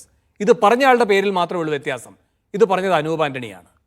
അങ്ങ് ആവർത്തിച്ച് പറഞ്ഞുകൊണ്ടിരിക്കുന്ന ഈ 3 കാര്യങ്ങൾ രാഹുൽ പറഞ്ഞ 5 കാര്യങ്ങളിലെ 3 കാര്യങ്ങളാണ്. ഇനി അനൂപ് ആന്റണി ആധാരമാക്കിയത് എന്താണ്? ഒരു സെക്കൻഡ് സാർ. അനൂപ് ആന്റണി ആധാരമാക്കിയത് എന്താണ് സാർ? ഈ പറയുന്ന ഔദ്യോഗികമായി ഇലക്ഷൻ കമ്മീഷൻ പുറത്തുവിട്ടിരിക്കുന്ന പോപ്പുലേഷൻ്റെ കണക്ക്, ജനസംഖ്യാ കണക്കും പിന്നെ ഈ പറയുന്ന വോട്ടർമാരുടെ കണക്കും. എന്നിട്ടാണ് നേരത്തെ മിഥുൻ തന്നെ ശരിയായി ചൂണ്ടിക്കാട്ടിയതുപോലെ ഇത് തമ്മിലുള്ള അന്തരം വെച്ചുകൊണ്ട് അതിൽ കൃത്രിമം നടന്നു എന്ന് പറയുന്നത്. ഇനി അനൂപ് ആന്റണിയുടെ ശ്രദ്ധ പോയി. ഇവിടെയാണ് പ്രശ്നം. മിഥുൻ ഒരു സെക്കൻഡ് പ്രതികൂട്ടിലാതിന്റെ കാര്യമല്ലേ പറഞ്ഞത്? രാഹുൽ ഗാന്ധി എങ്ങനെയാണോ തട്ടിപ്പ് നടക്കുന്നതായി പറയുന്നത് ആ 5 കാര്യങ്ങളിലെ 3 കാര്യങ്ങളാണ് അനൂപ് ആന്റണി ആവർത്തിക്കുന്നത്. അതിനുള്ള മറുപടി ആദ്യം. ഇന്ന് കർണാടകയിലെ രാജണ്ണയുടെ കഥ വരട്ടെ. രാജണ്ണ എങ്ങോട്ടാണ് പോകാൻ പോകുന്നതെന്ന് അറിയാമല്ലോ. കൃഷ്ണ തേജയ്ക്ക് ആന്ധ്രാപ്രദേശിൽ ഉപമുഖ്യമന്ത്രിയുടെ പ്രധാനപ്പെട്ട ഉപദേശക സമിതിയിലേക്ക് കസേര നീട്ടിയിട്ട് കൊടുത്ത നിങ്ങൾ രാജണ്ണയ്ക്ക് അതിനേക്കാൾ വലിയ കസേര ഇട്ട് കൊടുക്കും. രാജണ്ണ പറഞ്ഞു കഴിഞ്ഞാൽ രാജണ്ണ വേറെ ഏതോ സമ്മർദ്ദത്തിന് വഴങ്ങിയിട്ട് അല്ലെങ്കിൽ ഇൻഫ്ലുവൻസിലാണ് അദ്ദേഹം ചെയ്യുന്നത്. ആയിക്കോട്ടെ. എനിക്കൊരു മറുപടി തരുമോ? ഞാൻ രാജണ്ണയെ പറ്റിയുള്ള ചോദ്യമല്ല ചോദിച്ചത്. അതിന് അബിൻ മറുപടി പറയട്ടെ. അല്ല, അങ്ങ് ചോദിച്ചു അനൂപ് ആന്റണിയുമായി ബന്ധപ്പെട്ട്. എനിക്ക് അങ്ങോട്ടുള്ള ചോദ്യമാണ്. ഇതിൽ ഈ പറഞ്ഞ അനൂപ് ആന്റണി ചൂണ്ടിക്കാട്ടിയ 3 എണ്ണം രാഹുൽ പറഞ്ഞ 5 കാര്യങ്ങളിൽ ഉൾപ്പെട്ട 3 കാര്യങ്ങളല്ലേ? അപ്പൊ രാഹുൽ ഗാന്ധിയെ നിങ്ങളിപ്പോ പിടിച്ച് അകത്തിടുമെന്ന് പറയുമ്പോൾ അനൂപ് ആന്റണി പറയുമ്പോൾ പിഴവില്ല. അല്ല, നിങ്ങൾ ഇതിൽ എന്താ അറിയോ, നിങ്ങളിത് ചർച്ച ടോട്ടലി വഴിതിരിച്ചു വിട്ടാൻ. രാഹുൽ ഗാന്ധി പിടിച്ച് അകത്തിടുന്ന ആരും പറഞ്ഞില്ലല്ലോ. രാഹുൽ ഗാന്ധിയോട് ആവശ്യപ്പെട്ടത് നമ്മുടെ registration of elector rules 1960 rule 23 പ്രകാരം അതിൽ കൃത്യമായി പറയുന്നത് the registration officer may at his discretion require any claimant objector or person objected to appear in person before him, require the evidence tendered by any person shall be given by oath. അതായത് ഒരു ഓത്ത് അവിടെ കൊടുക്കണമെന്ന് നിയമമാണ്. അത് പാലിക്കാൻ അദ്ദേഹം തയ്യാറല്ല. അങ്ങനെയെങ്കിൽ ആ നിയമം പാലിക്കാതെ രാഹുൽ ഗാന്ധി ഇരിക്കുമ്പോൾ രാഹുൽ ഗാന്ധി ചൂണ്ടിക്കാട്ടിയ ശകുൻ റാണിയുടെ സ്റ്റേറ്റ്മെന്റ് എങ്ങനെയാണ്? ഒരു ഇലക്ഷൻ കമ്മീഷൻ പോയി എടുത്തിട്ട് അവർ പറഞ്ഞാണ് ശരി, രാഹുൽ പറഞ്ഞാണ് തെറ്റെന്ന തീരുമാനത്തിലേക്ക് എത്തിയത് എങ്ങനെയാണ്? ഇലക്ഷൻ കമ്മീഷന് മുന്നിൽ പരാതിയുണ്ടോ? രാഹുൽ ഗാന്ധി സത്യവാങ്മൂലം കൊടുത്തിട്ടുണ്ടോ? നിങ്ങൾ ഈ പറയുന്നത് രാഹുൽ ഗാന്ധി സത്യവാങ്മൂലം കൊടുത്തിട്ടുണ്ടോ? രാഹുൽ ഗാന്ധി സത്യവാങ്മൂലം കൊടുത്തിട്ടുണ്ടോ? ഇല്ല അല്ലേ? ശകുൻ റാണി 2 വോട്ട് ചെയ്തിട്ടില്ല എന്ന് പറഞ്ഞത് രാഹുൽ ഗാന്ധി അല്ല, കർണാടക ഇലക്ഷൻ കമ്മീഷൻ ഓഫീസറാണ്. എങ്ങനെ ചെയ്തു? താങ്കൾ മനസ്സിലാക്കേണ്ടത്, ഇനിയിപ്പോ ഈ രാഹുൽ ഗാന്ധി ആവശ്യപ്പെടുന്നത് പോലെ തന്നെ പോവുകയാണെങ്കിൽ പോലും അതിൽ വോട്ടർ ഐഡന്റിഫിക്കേഷൻ നടക്കണം, ക്രോസ് വെരിഫിക്കേഷൻ. ഞാൻ അങ്ങയോട് അഭ്യർത്ഥിക്കുകയാണ്, എന്റെ ചോദ്യത്തിന് ഒരു തവണയെങ്കിലും നേരിട്ട് മറുപടി തരൂ. മിഥുനെ, ഞാൻ ചോദിക്കുകയാണ് അങ്ങയോട്. ഒരു സെക്കൻഡ്. രാഹുൽ ഗാന്ധി പറഞ്ഞ 5 കാര്യങ്ങളിൽ ഉൾപ്പെട്ട 3 കാര്യങ്ങളല്ലേ അനൂപ് ആന്റണി പറഞ്ഞത്? മിഥുൻ, ഞാൻ ഒരു കാര്യം ചോദിക്കട്ടെ. രാഹുൽ ഗാന്ധി പറഞ്ഞ 5 കാര്യങ്ങളിൽ 3 കാര്യങ്ങളല്ലേ അനൂപ് ആന്റണി പറഞ്ഞത്? നോക്കൂ, ഒന്നാമത്തെ കാര്യം, ഇലക്ഷന്റെ കമ്മീഷൻ ഒരു വിഷയത്തിൽ അന്വേഷിക്കണമെങ്കിൽ അവർക്ക് പ്രൂഫ് വേണം. അത് അനൂപ് ആന്റണി ആണെങ്കിലും രാഹുൽ ഗാന്ധി ആണെങ്കിലും മറ്റാരാണെങ്കിലും. അനൂപ് ആന്റണി ഞാൻ മനസ്സിലാക്കുന്നത് അല്ലെ BJP തൃശ്ശൂർ കോർപ്പറേഷനിൽ ഒരു പരാതി കൊടുത്തിട്ടുണ്ടെന്നാണ്. രാഹുൽ ഗാന്ധി അതുപോലും ചെയ്തിട്ടില്ല എന്നാണ് ഞാൻ മനസ്സിലാക്കുന്നത്. ഇവിടെ അങ്ങനെ ഒരു പരാതി വന്നു. അനൂപ് ആന്റണി തൃശ്ശൂർ കോർപ്പറേഷനിൽ പരാതി കൊടുക്കുന്നത്? അനൂപ് ആന്റണി BJP എന്നാണ് ഞാൻ പറഞ്ഞത്. അല്ല, അനൂപ് ആന്റണി ആയാലും BJP ആയാലും തൃശ്ശൂർ കോർപ്പറേഷൻ എന്ത് പരാതി കൊടുത്തു? അവര് ഇതുമായി ബന്ധപ്പെട്ട പരാതി ഉന്നയിച്ചിട്ടുണ്ട്. കാരണം കോർപ്പറേഷനിലല്ലേ വോട്ട് അട്ടിമറി നടന്നിട്ടുള്ളത്. ഇല്ല, തിരുവനന്തപുരത്തെ പറ്റിയാണ് അനൂപ് ആന്റണി പറഞ്ഞത്. സോറി, അനൂപ് ആന്റണി പറഞ്ഞത് തിരുവനന്തപുരത്തെ പറ്റിയാണ്. തിരുവനന്തപുരത്ത് ഇലക്ഷൻ കമ്മീഷനെ കോർപ്പറേഷനെ പറ്റിയിട്ടും തിരുവനന്തപുരം കോർപ്പറേഷനുമായി ബന്ധപ്പെട്ട് ഇലക്ഷൻ കമ്മീഷന് പരാതി കൊടുക്കുമെന്ന് പറഞ്ഞു, അല്ലെങ്കിൽ കോടതിയെ സമീപിക്കുമെന്ന് പറഞ്ഞു. അല്ല, അനൂപ് ആന്റണി പറഞ്ഞൊക്കെ ഞങ്ങളുടെ അറിവിലുണ്ട്. മിഥുനോടുള്ള ചോദ്യം ഇതാണ്, രാഹുൽ ഗാന്ധി പറഞ്ഞ 5 കാര്യങ്ങളിൽ തട്ടിപ്പ് നടന്നു എന്ന് രാഹുൽ ഗാന്ധി ചൂണ്ടിക്കാട്ടിയ 5 കാര്യങ്ങളിൽ തന്നെ ഉൾപ്പെട്ട 3 കാര്യങ്ങളിലെ അനൂപ് ആന്റണി പറഞ്ഞത്. ശരി, ഞാൻ അടുത്ത ആളിലേക്ക് പോയിട്ട് വരാമെന്ന് പറയോ? ഞാനൊരു കാര്യം താങ്കളോട് പറയുകയാണ്. രാഹുൽ ഗാന്ധി ആണെങ്കിലും അനൂപ് ആന്റണി ആണെങ്കിലും ഇനി ഏത് നേതാവാണെങ്കിലും ഈ പറഞ്ഞ പോലെ ഇലക്ഷൻ കമ്മീഷൻ അന്വേഷിക്കണമെങ്കിൽ അവർക്ക് വോട്ടർ ഐഡന്റിഫിക്കേഷൻ നടത്തണം. അതിന് ഈ പറഞ്ഞ പോലെ ഈ പറഞ്ഞ എൻട്രീസുമായിട്ട് മാച്ച് ചെയ്യുന്ന റെക്കോർഡ്സ് കൊടുക്കണം. അത് BLO റെക്കോർഡ്സുമായിട്ട് വെരിഫൈ ചെയ്യണം. അതിന് എക്സ്പ്ലനേഷൻ ആൾക്കാരെ വിളിച്ചു വരുത്തണം. ഇതൊക്കെ നടത്തി കഴിഞ്ഞാൽ അവർക്ക് ഇതിൽ എന്തെങ്കിലുമൊക്കെ ഉണ്ടോ എന്ന് മനസ്സിലാക്കാൻ പറ്റുള്ളൂ. അല്ല രാഹുൽ ഗാന്ധി ഒരു വീഡിയോ ചെയ്തിട്ടാൽ അതിന്റെ പുറത്ത് ഇലക്ഷൻ കമ്മീഷൻ കേസ്. പിന്നെ ശകുൻറാണിയെ പറ്റി എന്തിനാണ് ഇലക്ഷൻ കമ്മീഷൻ പോയി തെരഞ്ഞെടുപ്പിച്ച് കാര്യങ്ങൾ കണ്ടെത്തി പറഞ്ഞത്? ശകുൻറാണി ഇന്ത്യയിലെ ഒരു വോട്ടറാണ്. അവരുടെ അവസ്ഥ നിങ്ങൾ കണ്ടോ? 70 വയസ്സുള്ള ഒരു സ്ത്രീ 2 സ്ഥലത്ത് പോയി വോട്ട് ചെയ്യുന്നു. ശകുൻറാണിയുടെ ഭർത്താവിന്റെ ഇന്റർവ്യൂ മാത്രം കണ്ടാൽ മതി ഇതുപോലുള്ള അലിഗേഷൻസ് ഉന്നയിക്കാൻ എങ്ങനെ സാധിക്കുന്നു മനസ്സിലാക്കുന്നത്. പിന്നെ എവിടെ പറയുന്ന ഈ ABCD എന്താ പറയാ, ഇതൊന്നും അല്ലല്ലോ ചോദ്യം. ചോദ്യം ഇതാണ്, നിങ്ങൾ പറയുന്നു രാഹുൽ ഗാന്ധി സത്യവാങ്മൂലം കൊടുത്ത് പരാതി പറയുന്നില്ല എന്ന്. അങ്ങനെ പരാതി കിട്ടാതിരിക്കുമ്പോൾ ശകുൻറാണിയുടെ അഭിപ്രായം പോയി എടുത്ത് രാഹുൽ ഗാന്ധി പറഞ്ഞത് തെറ്റാണെന്ന് ഇലക്ഷൻ കമ്മീഷൻ പറയുന്നു. മിഥുൻ ഒഴിച്ച് ബാക്കി എല്ലാവർക്കും അത് വിചിത്രമായി തോന്നും. ഇനി അടുത്തത്, രാഹുൽ ഗാന്ധി പറയുകയാണ് 5 തരത്തിലാണ് അട്ടിമറി നടന്നിട്ടുള്ളത്. അതിൽ പറയുന്ന 3 കാര്യങ്ങളാണ് അനൂപ് ആന്റണി പറഞ്ഞത്. എന്നിട്ട് അത് അങ്ങ് ഈ ചർച്ചയിൽ വന്നിരുന്ന വലിയ കാര്യമായിട്ട് പറയുകയുമാണ്. അതുകൊണ്ട് മിഥുൻ ചോദ്യങ്ങൾക്ക് നേരിട്ട് ഉത്തരം തരാത്തത് കൊണ്ടാണ് ഞാൻ ഇടപെടുന്നത്. അതുകൊണ്ട് മാത്രമാണ് ഇടപെടുന്നത്. അത് അങ്ങേക്കും സത്യസന്ധമായി മനസ്സിലാകുമെന്നാണ് ഞാൻ കരുതുന്നത്. ഞാൻ ഇടവേളയ്ക്ക് പോയതിനു ശേഷം തിരികെ എത്താം. മിഥുൻ തുടരണമെന്ന് അഭ്യർത്ഥിക്കുകയാണ്. ശ്രീ അബിൻ വർക്കി, ഇവിടെ മിഥുൻ പറഞ്ഞ കാര്യങ്ങൾക്കുള്ള മറുപടി അങ്ങേ പറയാൻ അനുവദിക്കുന്നില്ല ഞാനെന്നാണ് മിഥുന്റെ പരാതി. പക്ഷേ ഞാൻ പല ഘട്ടങ്ങളിലായി അദ്ദേഹത്തോട് നേരിട്ട് ചോദിച്ച ചോദ്യങ്ങൾക്ക് അദ്ദേഹം മറുപടി പറയുകയുണ്ടായോ? ഇനി എൻ്റെ ഒരു നോട്ടക്കുറവുകൊണ്ട് എൻ്റെ ശ്രദ്ധയിൽപ്പെടാതെ പോയതാണോ അത്? ഞാൻ ഇതിനകത്ത് ശ്രീ മിഥുനോട് പറയുന്നത്, ആവർത്തിച്ച് പറയുന്നത്, രാഹുൽ ഗാന്ധി ഓത്തെടുത്ത് പരാതി കൊടുക്കണം എന്നുള്ളതാണ് അദ്ദേഹത്തിൻ്റെ വാദഗതി. ഇനി പരാതിക്ക് വേണ്ടിയിട്ടാണെങ്കിൽ കർണാടകയിലെ കോൺഗ്രസ് കമ്മിറ്റി തന്നെ കർണാടക ഇലക്ഷൻ കമ്മീഷന് വ്യക്തമായ പരാതി കൊടുത്തിട്ടുണ്ട്. ശ്രീ രാഹുൽ ഗാന്ധി പറഞ്ഞ അതേ ആരോപണങ്ങളുടെ ബേസിസിൽ അവർ പരാതി കൊടുത്തിട്ടുണ്ട്. നടപടി എടുക്കാനാണെങ്കിൽ അതിന്റെ ബേസിസിൽ നടപടി എടുക്കാം. അല്ല, മിഥുൻ പറയുന്നത് ആ വ്യവസ്ഥ പ്രകാരമല്ല കൊടുത്തിരിക്കുന്ന പരാതി. വാദഗതി ഞാനങ്ങ് അതിൽ എവിഡൻസ് കൊടുത്തിട്ടില്ല. അവർ എവിഡൻസ് സബ്മിറ്റ് ചെയ്തിട്ടില്ല. ഞാനൊന്ന് ശരി ഏത് പരാതിയുടെ അടിസ്ഥാനം, അല്ല ഞാൻ പറയട്ടെ, ഏത് പരാതിയുടെ അടിസ്ഥാനത്തിലാണ് UP ഇലക്ഷൻ കമ്മീഷൻ ആദിത്യ ശ്രീവാസ്തവയുടെ ഇലക്ട്രൽ റോളിന്റെ വിശദാംശങ്ങൾ പുറത്തുവിട്ട് രാഹുൽ ഗാന്ധിക്ക് മറുപടി കൊടുത്തത്? ഏതു പരാതിയുടെ അടിസ്ഥാനത്തിലാണ് ശകുൻ ശർമ്മയുടെ ഇലക്ട്രൽ റോളിന്റെ കാര്യവും മറ്റും പുറത്തുവിട്ട് കർണാടക ഇലക്ഷൻ കമ്മീഷൻ പുറത്തുവിട്ടത്? ഏത് പരാതിയുടെ അടിസ്ഥാനത്തിലാണ്? രാഹുൽ ഗാന്ധി പരാതി എവിഡൻസ് ഒന്നും കൊടുത്തിട്ടില്ലോ. പിന്നെ എന്തിന്റെ അടിസ്ഥാനത്തിലാണ് UP ഇലക്ഷൻ കമ്മീഷനും എന്ത് പ്രിലിമിനറി എൻക്വയറി? എന്ത് പ്രിലിമിനറി എൻക്വയറി? അല്ല, താങ്കൾ പറയുന്നത് കോൺട്രാഡിക്ടറി ആവുന്നത് ഇവിടെയാണ്. താങ്കൾ പറയുന്നത് അനുസരിച്ച് രാഹുൽ ഗാന്ധി പരാതി കൊടുത്താലാണ് അന്വേഷിക്കാൻ പറ്റുള്ളൂ. രാഹുൽ ഗാന്ധിയുടെ വാർത്താ സമ്മേളനത്തിലെ ഏറ്റവും പ്രധാനപ്പെട്ട രണ്ട് കാര്യങ്ങൾ എന്തിനാണ് ഇലക്ഷൻ കാണിക്കുന്ന ഡോക്യുമെന്റ്സ് പോളിംഗ് ഓഫീസർ ഇഷ്യൂ ചെയ്ത ഡോക്യുമെന്റ് അല്ല എന്ന് കർണാടക CEO രാഹുൽ ഗാന്ധി കൊടുത്തിട്ട്, അപ്പോൾ രാഹുൽ ഗാന്ധി ഈ കള്ളത്തെളിവുകൾ എവിടെ നിന്നാണ് വന്നത് എന്ന് അദ്ദേഹം വെളിപ്പെടുത്തേണ്ടതായിട്ടുണ്ട്. ഒന്ന് കോൺട്രാഡിക്ടറി ആയ സ്റ്റേറ്റ്മെന്റ്. എന്നാ ഞാൻ താങ്കളോട് ഒരു കാര്യം ചോദിക്കട്ടെ. ഈ ഇലക്ഷൻ വോട്ട് ചെയ്തിട്ടുണ്ടോ എന്നുള്ളതിൽ നമ്മുടെ ആരുടെ കയ്യിലാണ് ഈ വളരെ അതോറിറ്റേറ്റീവായിട്ടുള്ള ഒരു രേഖകളുള്ള എവിടെയാണ്? അപ്പൊ ഞാൻ കൃത്യമായി ചോദിക്കുന്ന ഒരൊറ്റ കാര്യമുണ്ട്. ഇവിടെ ഫ്രീഡം പാർക്കിൽ വന്നിട്ട്, ഇവിടുന്ന് കുറച്ച് ദൂരമേ ഉള്ളൂ, ഫ്രീഡം പാർക്കിൽ നിന്ന് രാഹുൽ ഗാന്ധിക്ക് ഇത്ര വലിയ പ്രസംഗം നടത്താമെങ്കിൽ അവിടെ 250 മീറ്റർ അകലെയുള്ള ഏത് പരാതിയുടെ അടിസ്ഥാനത്തിലാണ് രാഹുൽ ഗാന്ധി പരാതി കൊടുത്തില്ല അതുകൊണ്ട് അന്വേഷിക്കാൻ പറ്റില്ല എന്നുള്ളതാണ് നിങ്ങളുടെ വാദഗതി? ശരി, ഞാൻ മറുപടി പറയാം. താങ്കളുടെ ചോദ്യം ഞാൻ കേട്ടു. ഫ്രീഡം പാർക്കിന്റെ അടുത്താണ് ഇലക്ഷൻ കമ്മീഷൻ, എന്തുകൊണ്ട് കൊടുത്തില്ല എന്നുള്ളത് ഞാൻ മറുപടി പറയാം. ശരി, ഇപ്പോൾ ഇതിനകത്ത് പ്രധാനപ്പെട്ട കുറ്റാരോപിതർ ആരാണ്? ഇലക്ഷൻ കമ്മീഷൻ തന്നെയല്ലേ? ആ ഇലക്ഷൻ കമ്മീഷന്റെ അടുത്ത് പരാതി ഏത് രീതിയിൽ കൊടുക്കണം എന്നുള്ളതിന്റെ അടിസ്ഥാനം എന്താണ്? ഈ ഇലക്ഷൻ കമ്മീഷനെ കുറിച്ചുള്ള പരാതി ഇലക്ഷൻ കമ്മീഷൻ കൊടുക്കണം. അതാണല്ലോ താങ്കൾ പറഞ്ഞു വരുന്നത്. ഇനി അത് കൊടുക്കാം. എൻ്റെ ചോദ്യം ഇതാണ്, ഇപ്പോൾ രാഹുൽ ഗാന്ധി പരാതി കൊടുത്തില്ല അതുകൊണ്ട് അന്വേഷിക്കാൻ പറ്റില്ല എന്നുള്ളതാണ് ഇലക്ഷൻ കമ്മീഷൻ പറയുന്നത്. അങ്ങനെയാണെങ്കിൽ എന്തിനാണ് രാഹുൽ ഗാന്ധിയുടെ പത്രസമ്മേളനത്തിലെ 2 കാര്യങ്ങൾ മാത്രം എടുത്ത് UP ഇലക്ഷൻ കമ്മീഷനും കർണാടക ഇലക്ഷൻ കമ്മീഷനും മറുപടി പറഞ്ഞത്? എന്തിനാണ്? രാഹുൽ ഗാന്ധിയുടെ പരാതി നിങ്ങൾക്ക് കിട്ടിയിട്ടില്ലല്ലോ. രാഹുൽ ഗാന്ധി എവിഡൻസ് കൊടുത്തില്ല എന്നാണ് നിങ്ങൾ പറയുന്നത്. പിന്നെ എന്തിനാണ് രാഹുൽ ഗാന്ധിയുടെ പത്രസമ്മേളനത്തിലെ 2 കാര്യങ്ങൾ മാത്രം എടുത്ത് യു.പിയിലെയും കർണാടകയിലെയും ഇലക്ഷൻ കമ്മീഷൻ മറുപടി പറയുന്നത്? എന്തിനാണ്? അതും ഏറ്റവും ഫൂളിഷസ് ആയിട്ടുള്ള മറുപടി. കമ്മീഷനൊക്കെ ചെയ്ത മറുപടി എന്താണ്? തെളിവുകൾ വേണമെന്നാണ് അവർ ആവശ്യപ്പെടുന്നത്. അതിന് നിങ്ങളുടെ നേതാവ് തയ്യാറല്ല. അതാണ് അല്ലല്ല, ഒറ്റ സെക്കൻഡ് അബിൻ, ഒറ്റ സെക്കൻഡ് അബിൻ, ഒറ്റ സെക്കൻഡ് അബിൻ, അബിൻ ഒറ്റ സെക്കൻഡ്, ഒറ്റ സെക്കൻഡ് അബിൻ, ഒറ്റ സെക്കൻഡ് അബിൻ, ഒറ്റ സെക്കൻഡ് അബിൻ. മിഥുൻ, ഈ പറയുന്ന പ്രാഥമിക പരിശോധന ഇലക്ഷൻ കമ്മീഷൻ നടത്തിയെന്നാണല്ലോ അങ്ങ് പറയുന്നത്. കൂടുതൽ തെളിവുകൾ ഒരു സെക്കൻഡ് രാഹുൽ ഗാന്ധി നൽകണമെന്നും. ഒരു സെക്കൻഡ് രാഹുൽ ഗാന്ധി തെരഞ്ഞെടുപ്പ് കമ്മീഷനോട് ആവശ്യപ്പെട്ട രേഖകളുടെ അടിസ്ഥാനത്തിൽ രാഹുൽ ഗാന്ധിയും ഒരു ടീമും കണ്ടെത്തിയ കാര്യങ്ങളാണിത്. അല്ല, രാഹുൽ ഗാന്ധി പുറമേ എവിടെ നിന്നെങ്കിലും കൊണ്ടുവന്ന ഒരു രേഖയല്ല ഇത്.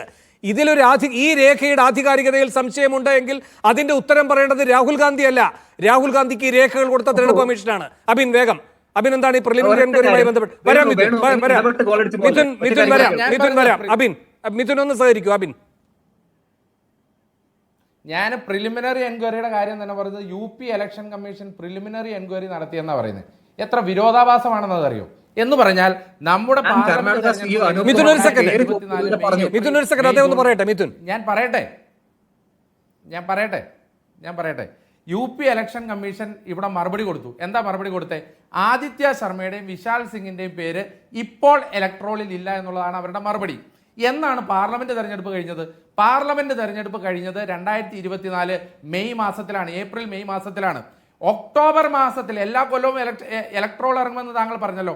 ഒക്ടോബർ മാസത്തിലെ ഡ്രാഫ്റ്റ് റോളിൽ പാർലമെന്റ് ഇലക്ഷൻ കഴിഞ്ഞ 2024 ഒക്ടോബർ മാസത്തിലെ ഡ്രാഫ്റ്റ് റോളിൽ ഈ ആദിത്യ ശ്രീവാസ്തവയുടെ പേരുണ്ട്. ആ ഇലക്ട്രോൾ ഇന്നും വെബ്സൈറ്റിൽ അവൈലബിൾ ആണ്. ജാനുവരി 2025 ഫൈനൽ ഇലക്ട്രോളിൽ ആദിത്യ ശ്രീവാസ്തവയുടെ പേരുണ്ട്. ആ ഇലക്ട്രോൾ ഇന്നും വെബ്സൈറ്റിൽ അവൈലബിൾ ആണ്. മാർച്ച് 16-ാം തീയതിയാണ് രാഹുൽ ഗാന്ധി സ്ക്രീൻഷോട്ട് എടുക്കുന്നത്. ആ സ്ക്രീൻഷോട്ട് എടുക്കുന്ന ദിവസം ആദിത്യ ശ്രീവാസ്തവ ഇലക്ട്രോളിലുണ്ട്. പക്ഷെ പൊടുന്നനെ ഈ ആരോപണം വന്നതിന് പിന്നാലെ എന്താ സംഭവിച്ചത്?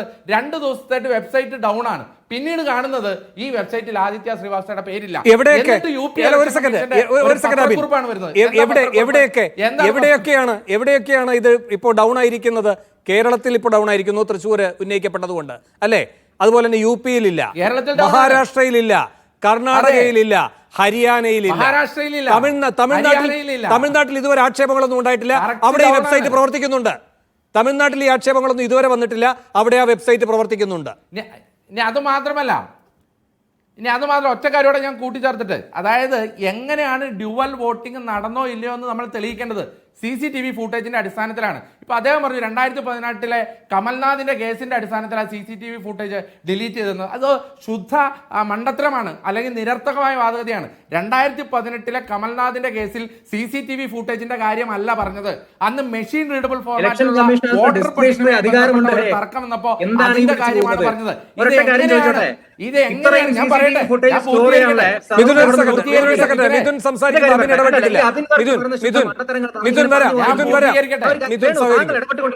താങ്കൾ ചോദിക്കണ്ട ഈ പറയുന്ന എവിടെ സ്റ്റോറേജ് വെക്കും? ഇത്രയും, അതായത് ഈസിയായി തന്നെ പറഞ്ഞൊരു കാര്യമുണ്ട്. ഇദ്ദേഹം പറഞ്ഞ ഈ CCTV ഫുട്ടേജ് മൊത്തം ഈ രാജ്യത്ത് CCTV ഫുട്ടേജ് സ്റ്റോർ ചെയ്യാൻ സ്ഥലമില്ലാത്തതുകൊണ്ടാണ് ഈ 45 ദിവസം ഡിലീറ്റ് ചെയ്തെന്നൊക്കെ പറഞ്ഞാൽ എന്ത് മണ്ടത്തരമാണ് ഈ പറയുന്നത്? മിഥുൻ ഒരു മിനിറ്റ് അതൊന്ന് പറയട്ടെ. മാത്രമല്ല ഈ ഒരു സെക്കൻഡ് അബിൻ ഈ ശകുൻ റാണിയുടെ കാര്യത്തിൽ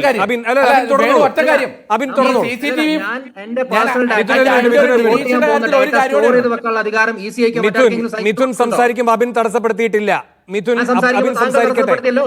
അബിൻ സംസാരിക്കട്ടെ അല്ലെങ്കിൽ പതുക്കെ മിഥുന്റെ ശബ്ദം ഒന്ന് കുറയ്ക്കേണ്ടി വരും.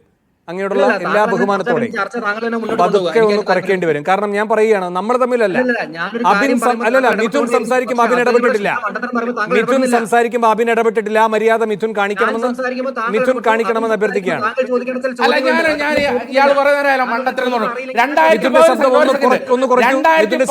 കമൽനാഥിന്റെ കേസിൽ CCTV ഫൂട്ടേജ് എന്നൊരു വാക്കെങ്കിലും പറഞ്ഞിട്ടുണ്ടോ? തെളിയിക്കാമോ? 2018 കമൽനാഥിന്റെ കേസിൽ CCTV ഫൂട്ടേജ് എന്നൊരു വാക്കെങ്കിലും കാണിച്ചു തരാമോ? മിഥുൻ മറുപടി. ഒറ്റ കാര്യം പറയാം.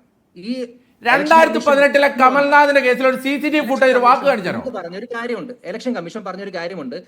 ഇത് പ്രൈവസിയുമായി ബന്ധപ്പെട്ട ഒരു വിഷയമാണ്. നമ്മൾ ആരെങ്കിലും വോട്ട് ചെയ്യാൻ പോകുമ്പോൾ ഇലക്ഷൻ കമ്മീഷന്റെ അഫിഡവിറ്റ്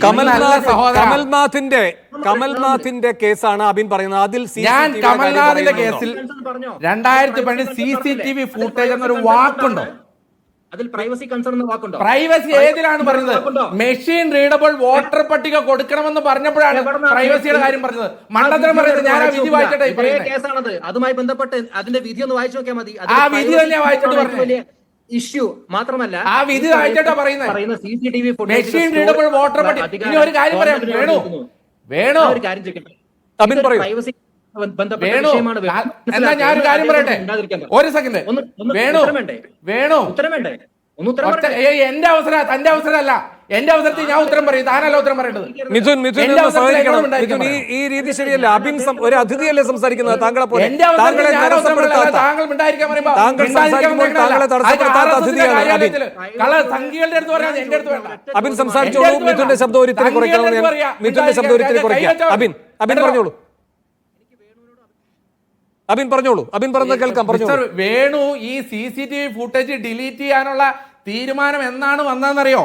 ഒക്ടോബർ 2024 പഞ്ചാബ്, ഹരിയാന ഹൈക്കോടതികൾ ഒരു വിധി പ്രസ്താവിച്ചു. ആ വിധി എന്താണെന്ന് പറഞ്ഞാൽ, പഞ്ചായത്ത് തെരഞ്ഞെടുപ്പിന്റെയും മുനിസിപ്പൽ തെരഞ്ഞെടുപ്പിന്റെയും CCTV ഫൂട്ടേജുകൾ സ്റ്റോർ ചെയ്യണം, 3 വർഷം വരെ സ്റ്റോർ ചെയ്യണമെന്ന് ഹരിയാന, പഞ്ചാബ് ഹൈക്കോടതികൾ വിധി പ്രസ്താവിച്ചു.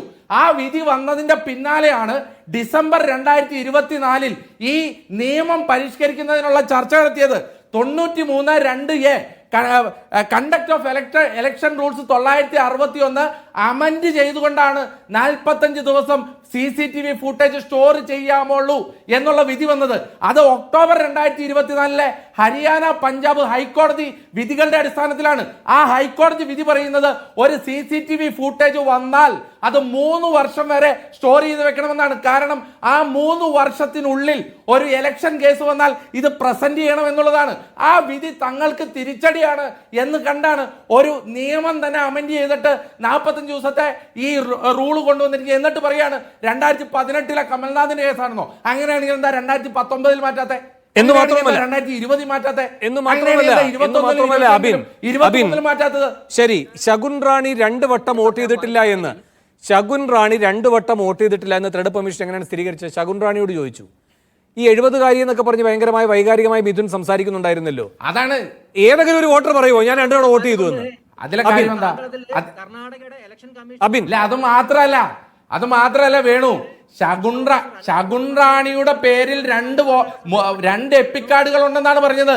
അത് ശകുൻ റാണി തന്നെ എടുത്തു എന്നുള്ളതല്ല ഇവിടുത്തെ പ്രശ്നം. അതാണ് ഇവിടുത്തെ പ്രശ്നം. ശകുൻ റാണി എന്ന പേരിൽ 2000 ക്രമനമ്പർ, 2028 ക്രമനമ്പർ, ഇങ്ങനെ 2 വോട്ടിംഗ് ഉണ്ട്. ആ 2ഉം വോട്ട് ചെയ്തതായിട്ട് ഞങ്ങളുടെ BLO അല്ലെങ്കിൽ ഞങ്ങളുടെ തെരഞ്ഞെടുപ്പിലെ ഓഫീസർ മാർക്ക് ചെയ്തിട്ടുണ്ട്. അത് ശകുൻ റാണി തന്നെ ചെയ്തു എന്നുള്ളതല്ല രാഹുൽ ഗാന്ധി പറഞ്ഞത്.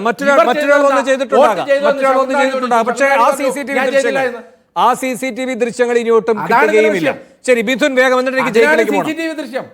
ശരി മിഥുൻ വേഗം, എനിക്ക് എന്നിട്ട് ജയിക്കിലേക്ക് പോകണം. മിഥുൻ, ഒറ്റ കാര്യം പറയാം. ഓക്കെ, ഞാൻ ഇനി അസ്യൂം ചെയ്യാണ് ഈ പറയുന്ന പോലെ തന്നെ ഇദ്ദേഹം പറഞ്ഞ, രാഹുൽ ഗാന്ധി പറഞ്ഞ പോലെ CCTV ദൃശ്യങ്ങളെല്ലാം തന്നെ എടുത്ത് പരിശോധിക്കുകയാണെങ്കിൽ ഒക്കെ അങ്ങനെ തന്നെ പോട്ടെ എന്ന് വിചാരിക്കുക. അങ്ങനെ ഒരു ഐഡിയൽ ഹൈപ്പോത്തറ്റിക്കൽ സിറ്റുവേഷൻ ആണെങ്കിൽ പോലും ECI പറഞ്ഞൊരു കാര്യമുണ്ട്. ഇത് മൊത്തം പരിശോധിക്കുക. ഇദ്ദേഹം 1 ലക്ഷത്തോളം വോട്ടർ ഫ്രോഡ് നടന്നു പറഞ്ഞു. ഇത് മൊത്തം പരിശോധിക്കണമെങ്കിൽ 273 വർഷം എടുക്കും വേണു.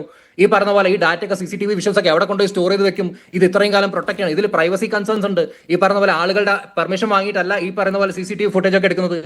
അപ്പൊ അത് സ്റ്റോർ ചെയ്യണമെങ്കിൽ നമ്മുടെ ഡിജിറ്റൽ പ്രൈവസിയുമായി ബന്ധപ്പെട്ട കാര്യങ്ങൾ എന്തെങ്കിലും അബിൻ വർക്കിക്ക് അറിയുന്ന എനിക്ക് അറിയില്ല. ഏതൊരാൾക്ക് ആണെങ്കിലും കംപ്ലൈന്റ് കൊടുക്കാൻ പറ്റും. എന്റെ CCTV അവിടെ കിടക്കുന്നുണ്ട്.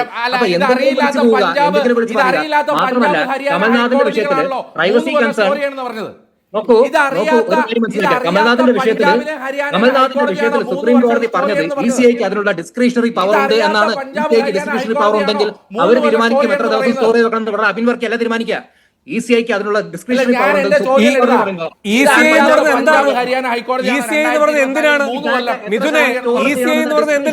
ജനങ്ങളുടെ സമ്മതിദാന അവകാശം രേഖപ്പെടുത്താൻ വേണ്ടിയിട്ടുള്ള ഭരണഘടനാപരമായിട്ടുള്ള ഏജൻസിയാണ്. അല്ലാതെ അതിനപ്പുറത്ത് നിന്ന് ജനങ്ങളെ മുഴുവൻ വെല്ലുവിളിക്കുന്ന ഡിസ്ക്രിഷണറി പവർ ഒന്നുമില്ല. ജനങ്ങളെ വെല്ലുവിളിക്കുന്ന ഡിസ്ക്രിഷണറി പവർ ഒന്നും ഇല്ല. കേട്ടല്ലോ, ഭരണഘടനയാൽ നിയന്ത്രിക്കപ്പെടുന്നതാണ് ECI. കേട്ടല്ലോ, ഭരണഘടന പോലും പറയുന്നത് ഭരണഘടന പോലും പറയുന്നത് ജനങ്ങൾ അധികാരിയായിട്ടുള്ള സംവിധാനം എന്നാണ്. ശരി, അവസാനമായി ജയിക്ക് രണ്ട് കാര്യങ്ങൾ. ഒന്ന്, ഇവിടെ ഈ തദ്ദേശ തെരഞ്ഞെടുപ്പുകളിലും ഇതുപോലെ തന്നെ വോട്ടർമാരെ ചേർക്കലുമൊക്കെ ഉണ്ടല്ലോ, അതിൽ ഈ പേഴ്സണൽ ഹിയറിംഗ് അടക്കമുള്ള എല്ലാ കാര്യങ്ങളും നമ്മൾ നടപ്പാക്കുന്നുണ്ട്, ശരിയല്ലേ? അപ്പോൾ പഴുതടച്ചുള്ളതാണ് ഈ പ്രക്രിയ ഈ പഞ്ചായത്ത് തെരഞ്ഞെടുപ്പിലേക്ക് ത്രിതല തെരഞ്ഞെടുപ്പുകളിലേക്കൊക്കെ വരുമ്പോൾ എന്നും മാത്രവുമല്ല. അപ്പോൾ അതുകൊണ്ട് ഈ പാർലമെൻറ്റ് തെരഞ്ഞെടുപ്പ്, നിയമസഭാ തെരഞ്ഞെടുപ്പ് എന്നൊക്കെ പറഞ്ഞ് കേന്ദ്ര തെരഞ്ഞെടുപ്പ് കമ്മീഷൻ ഇതിൻ്റെ ചിത്രത്തിലേക്ക് വരുമ്പോഴാണല്ലോ വിചിത്രമായി ഇത്തരം പല അട്ടിമറികളും നടക്കുന്നത്. എൻ്റെ ചോദ്യമാണോ ഒന്ന്. അതുപോലെ തന്നെ രണ്ടാമതായി അനൂപ് ആന്റണി ഇപ്പോൾ വലിയ കുഴപ്പങ്ങൾ കണ്ടെത്തിയിരിക്കുന്നു എന്നാണല്ലോ പറയുന്നത്. ഞാൻ ഇതിനോട് പല ആവർത്തി ചോദിച്ചു, അനൂപ് പറയുന്ന 3 കാര്യങ്ങൾ രാഹുൽ പറയുന്ന 5 കാര്യങ്ങൾ ഉൾപ്പെടതല്ലേ എന്ന് മറുപടി കിട്ടിയില്ല. പോട്ടെ, അനൂപ് ആന്റണി ചൂണ്ടിക്കാട്ടിയ ഭാഗങ്ങൾ മിഥുനെ അലമ്പാക്കല്ലേ. ജെയ്ക്കെ ഈ പറയുന്ന സ്ഥലങ്ങൾ കേട്ടുകൊള്ളണം. വിഴിഞ്ഞം, ഭീമാപ്പള്ളി, പൂന്തുറ, വലിയതുറ 4 സ്ഥലങ്ങളാണ്. ഞാൻ പ്രത്യേകം പറയേണ്ടതില്ലല്ലോ ഏത് കൂട്ടരെ ഉദ്ദേശിച്ചാണ് അല്ലെങ്കിൽ ഏത് മേഖലയെ ഉദ്ദേശിച്ചാണ് ഈ ആക്ഷേപങ്ങൾ വന്നിരിക്കുന്നതെന്ന്. അല്ലാത്ത മേഖലകളും ഉണ്ടല്ലോ തിരുവനന്തപുരം കോർപ്പറേഷന്റെ കീഴിൽ, അവിടെയൊന്നും ഈ ആക്ഷേപം ഇല്ലല്ലോ. അവിടെ ഈ ജനസംഖ്യാ രജിസ്റ്ററും വോട്ടേഴ്സ് ലിസ്റ്റിലെയും തമ്മിലുള്ള അന്തരം അനൂപ് ആന്റണി പറയുന്നില്ലല്ലോ. അപ്പൊ ഇനി അടുത്ത ലക്ഷ്യമെന്ന് പറയുന്നത് തിരുവനന്തപുരം കോർപ്പറേഷനാണ്. നിങ്ങൾ നോക്കിയിരുന്നോളൂ ജെയ്ക്കെ, അവിടെ പല കൃഷ്ണതേജകളെ പെറ്റിട്ടിട്ടുണ്ടാകും, പെറ്റ് പെരുകിയിട്ടുണ്ടാകും. കോർപ്പറേഷനാണ് അടുത്ത കണ്ണ്. മറുപടി ജെയ്ക്കെ. വേണു, ആറ്റിങ്ങൽ മണ്ഡലത്തിൽ 1.5 ലക്ഷം ഇരട്ട വോട്ടുണ്ടെന്ന് അടൂർ പ്രകാശ്. അല്ല, തീർച്ചയായിട്ടും ഇതിൽ അങ്ങയുടെ ചോദ്യത്തിന്റെ പ്രസക്തമായ ഭാഗം ഏറ്റവും പ്രധാനപ്പെട്ടതും അഡ്രസ് ചെയ്യപ്പെടേണ്ടതും രണ്ടാമത് പറഞ്ഞ ഭാഗമാണ്. അതായത് ഏത് നിലയിലാണ് ഒരു Bihar model special intensive revision ഇവര് കേരളത്തിലും തൃശ്ശൂരും തിരുവനന്തപുരത്തും ഒക്കെ നടത്താൻ ഏത് വിധത്തിലുള്ള പ്രൊജക്ട് എയിം ചെയ്തിരിക്കുന്നു എന്നുള്ളതാണ് നമ്മൾ കാണേണ്ടത്. അതിൽ പ്രധാനപ്പെട്ട ഒരു കാര്യം, എല്ലാ പ്രഖ്യാപിത രാഷ്ട്രീയ പ്രസ്ഥാനങ്ങളും, അത് കോൺഗ്രസ് ആവട്ടെ CPIM ആവട്ടെ, കേരളത്തിൽ ഇന്ത്യയിലും പ്രവർത്തിക്കുന്ന എല്ലാ പ്രഖ്യാപിത രാഷ്ട്രീയ പ്രസ്ഥാനങ്ങൾക്കും അവരവർക്ക് കണ്ണാടിയിൽ തങ്ങളുടെ സംഘടനാ സംവിധാനത്തിന്റെ ചടുലത എത്രമാത്രമുണ്ട് എന്ന് ആത്മവിമർശനത്തോടുകൂടെ പരിശോധിക്കാൻ കൂടെയുള്ള ഘട്ടമായിട്ട് നമുക്ക് ഇതിനെ മാറ്റിയെടുക്കേണ്ടതായിട്ട്. എനിക്കറിയേണ്ട ഒറ്റ കാര്യം അങ്ങ് ശരിയായി പറഞ്ഞതുപോലെ ഇത് ബീഹാറിന്റെ മറ്റൊരു നടപ്പിലാക്കലാണ് ഇവിടെ, അല്ലേ? ഇത് പറഞ്ഞിരിക്കുന്ന സമയമോ കരടിനും അന്തിമ പട്ടികയ്ക്കും ഇടയിലുമാണല്ലേ? എന്ന് വെച്ചാൽ ഇപ്പോൾ ഇലക്ഷൻ കമ്മീഷൻ ഇടപെടാൻ കഴിയും, തദ്ദേശ തെരഞ്ഞെടുപ്പ് കമ്മീഷണർക്ക് ഇടപെടാൻ കഴിയുന്ന രൂപത്തിലാണ്, ഇലക്ഷൻ കമ്മീഷൻ ഉദ്യോഗസ്ഥർക്ക് ഇടപെടാൻ കഴിയുന്ന രൂപത്തിലാണ്. വിഴിഞ്ഞത്ത് 8617, വോട്ടേഴ്സ് ലിസ്റ്റിൽ 12003. അപ്പോൾ ഏതാണ്ട് 3000 ചില്ലുവാനം ആളുകളെ വെട്ടി നിരപ്പാക്കിയാൽ CPM അത് കയ്യും കെട്ടി നോക്കി നിൽക്കുമോ? അതാണ് അറിയേണ്ടത്. ഒരിക്കലുമില്ല. ഞാൻ പറഞ്ഞല്ലോ, ഇപ്പൊ ഇത്തരത്തിലുള്ള പ്രശ്നങ്ങൾ ഉയർന്നു വന്ന എല്ലാ ഘട്ടത്തിലും, അതുകൊണ്ടാണല്ലോ ഇപ്പൊ സംഘടിതമായ പ്രക്ഷോഭ സമരങ്ങൾക്ക് ഡൽഹി സാക്ഷ്യം വഹിച്ചത്. എല്ലാ രാഷ്ട്രീയ വ്യത്യാസങ്ങളുടെയും പതാകകളുടെ നിർവ്യത്യാസങ്ങൾക്കും ഒക്കെ അപ്പുറത്ത് ഇന്ത്യ ഞെട്ടാൻ പര്യാപ്തമായ അത്യന്തം ഗുരുതരമായ ലോകം ഇന്ത്യയെ നോക്കി മൂക്കത്ത് വിരൽ വെക്കുന്ന ഈ സംഭവവികാസത്തിന്റെ മുമ്പിൽ എല്ലാ വൈര്യങ്ങളും എല്ലാ വ്യത്യാസങ്ങളും പറഞ്ഞ് ഇന്ത്യ എന്ന ആശയം, ജനാധിപത്യം, ഈ ഒറ്റക്കാര്യത്തെ മുൻനിർത്തിയിട്ടാണല്ലോ വിപുലമായ സമരത്തിന് ഇന്ന് രാജ്യം സാക്ഷ്യം വഹിച്ചത്. അത്തരം അനുഭവങ്ങൾ സ്വാഭാവികമായും തിരുവനന്തപുരത്താവട്ടെ തൃശ്ശൂരാവട്ടെ ഒരു ബീഹാർ മോഡൽ പരീക്ഷണം സംഘപരിവാരം നടത്താൻ സാധ്യതയുണ്ട് എന്ന് മുൻകൂട്ടി കണ്ടുകൊണ്ട് പഴുതടച്ച പരീക്ഷണം, പഴുതടച്ച നിരീക്ഷണം ബൂത്ത് അടിസ്ഥാനത്തിൽ, വാർഡ് അടിസ്ഥാനത്തിൽ, എല്ലാ നിലയിലും സമഗ്രതയിലും സൂക്ഷ്മതയിലും നടത്തിയാൽ മാത്രമാണ് നമുക്ക് ഇത്തരം ഏർപ്പാടുകളെ കൈയോടുകൂടെ പിടിക്കുവാനും. സമയം കഴിയുന്നു. ജയിക്ക് പറഞ്ഞ കാര്യത്തോടെ ഈ ചർച്ച അവസാനിപ്പിക്കാം. തിരുവനന്തപുരം കോർപ്പറേഷനിൽ ബീഹാർ മോഡൽ നടപ്പാക്കാൻ ഏതെങ്കിലും BJP പെറ്റിട്ടിരിക്കുന്ന കൃഷ്ണതേജകൾ ഉണ്ട് എങ്കിൽ രാഷ്ട്രീയ സാക്ഷരതയോടെ കേരളം ഒറ്റക്കെട്ടായി അത് എതിർക്കുക തന്നെ ചെയ്യും. വളരെയധികം നന്ദി ഈ ചർച്ചയിൽ പങ്കെടുത്ത എല്ലാവർക്കും.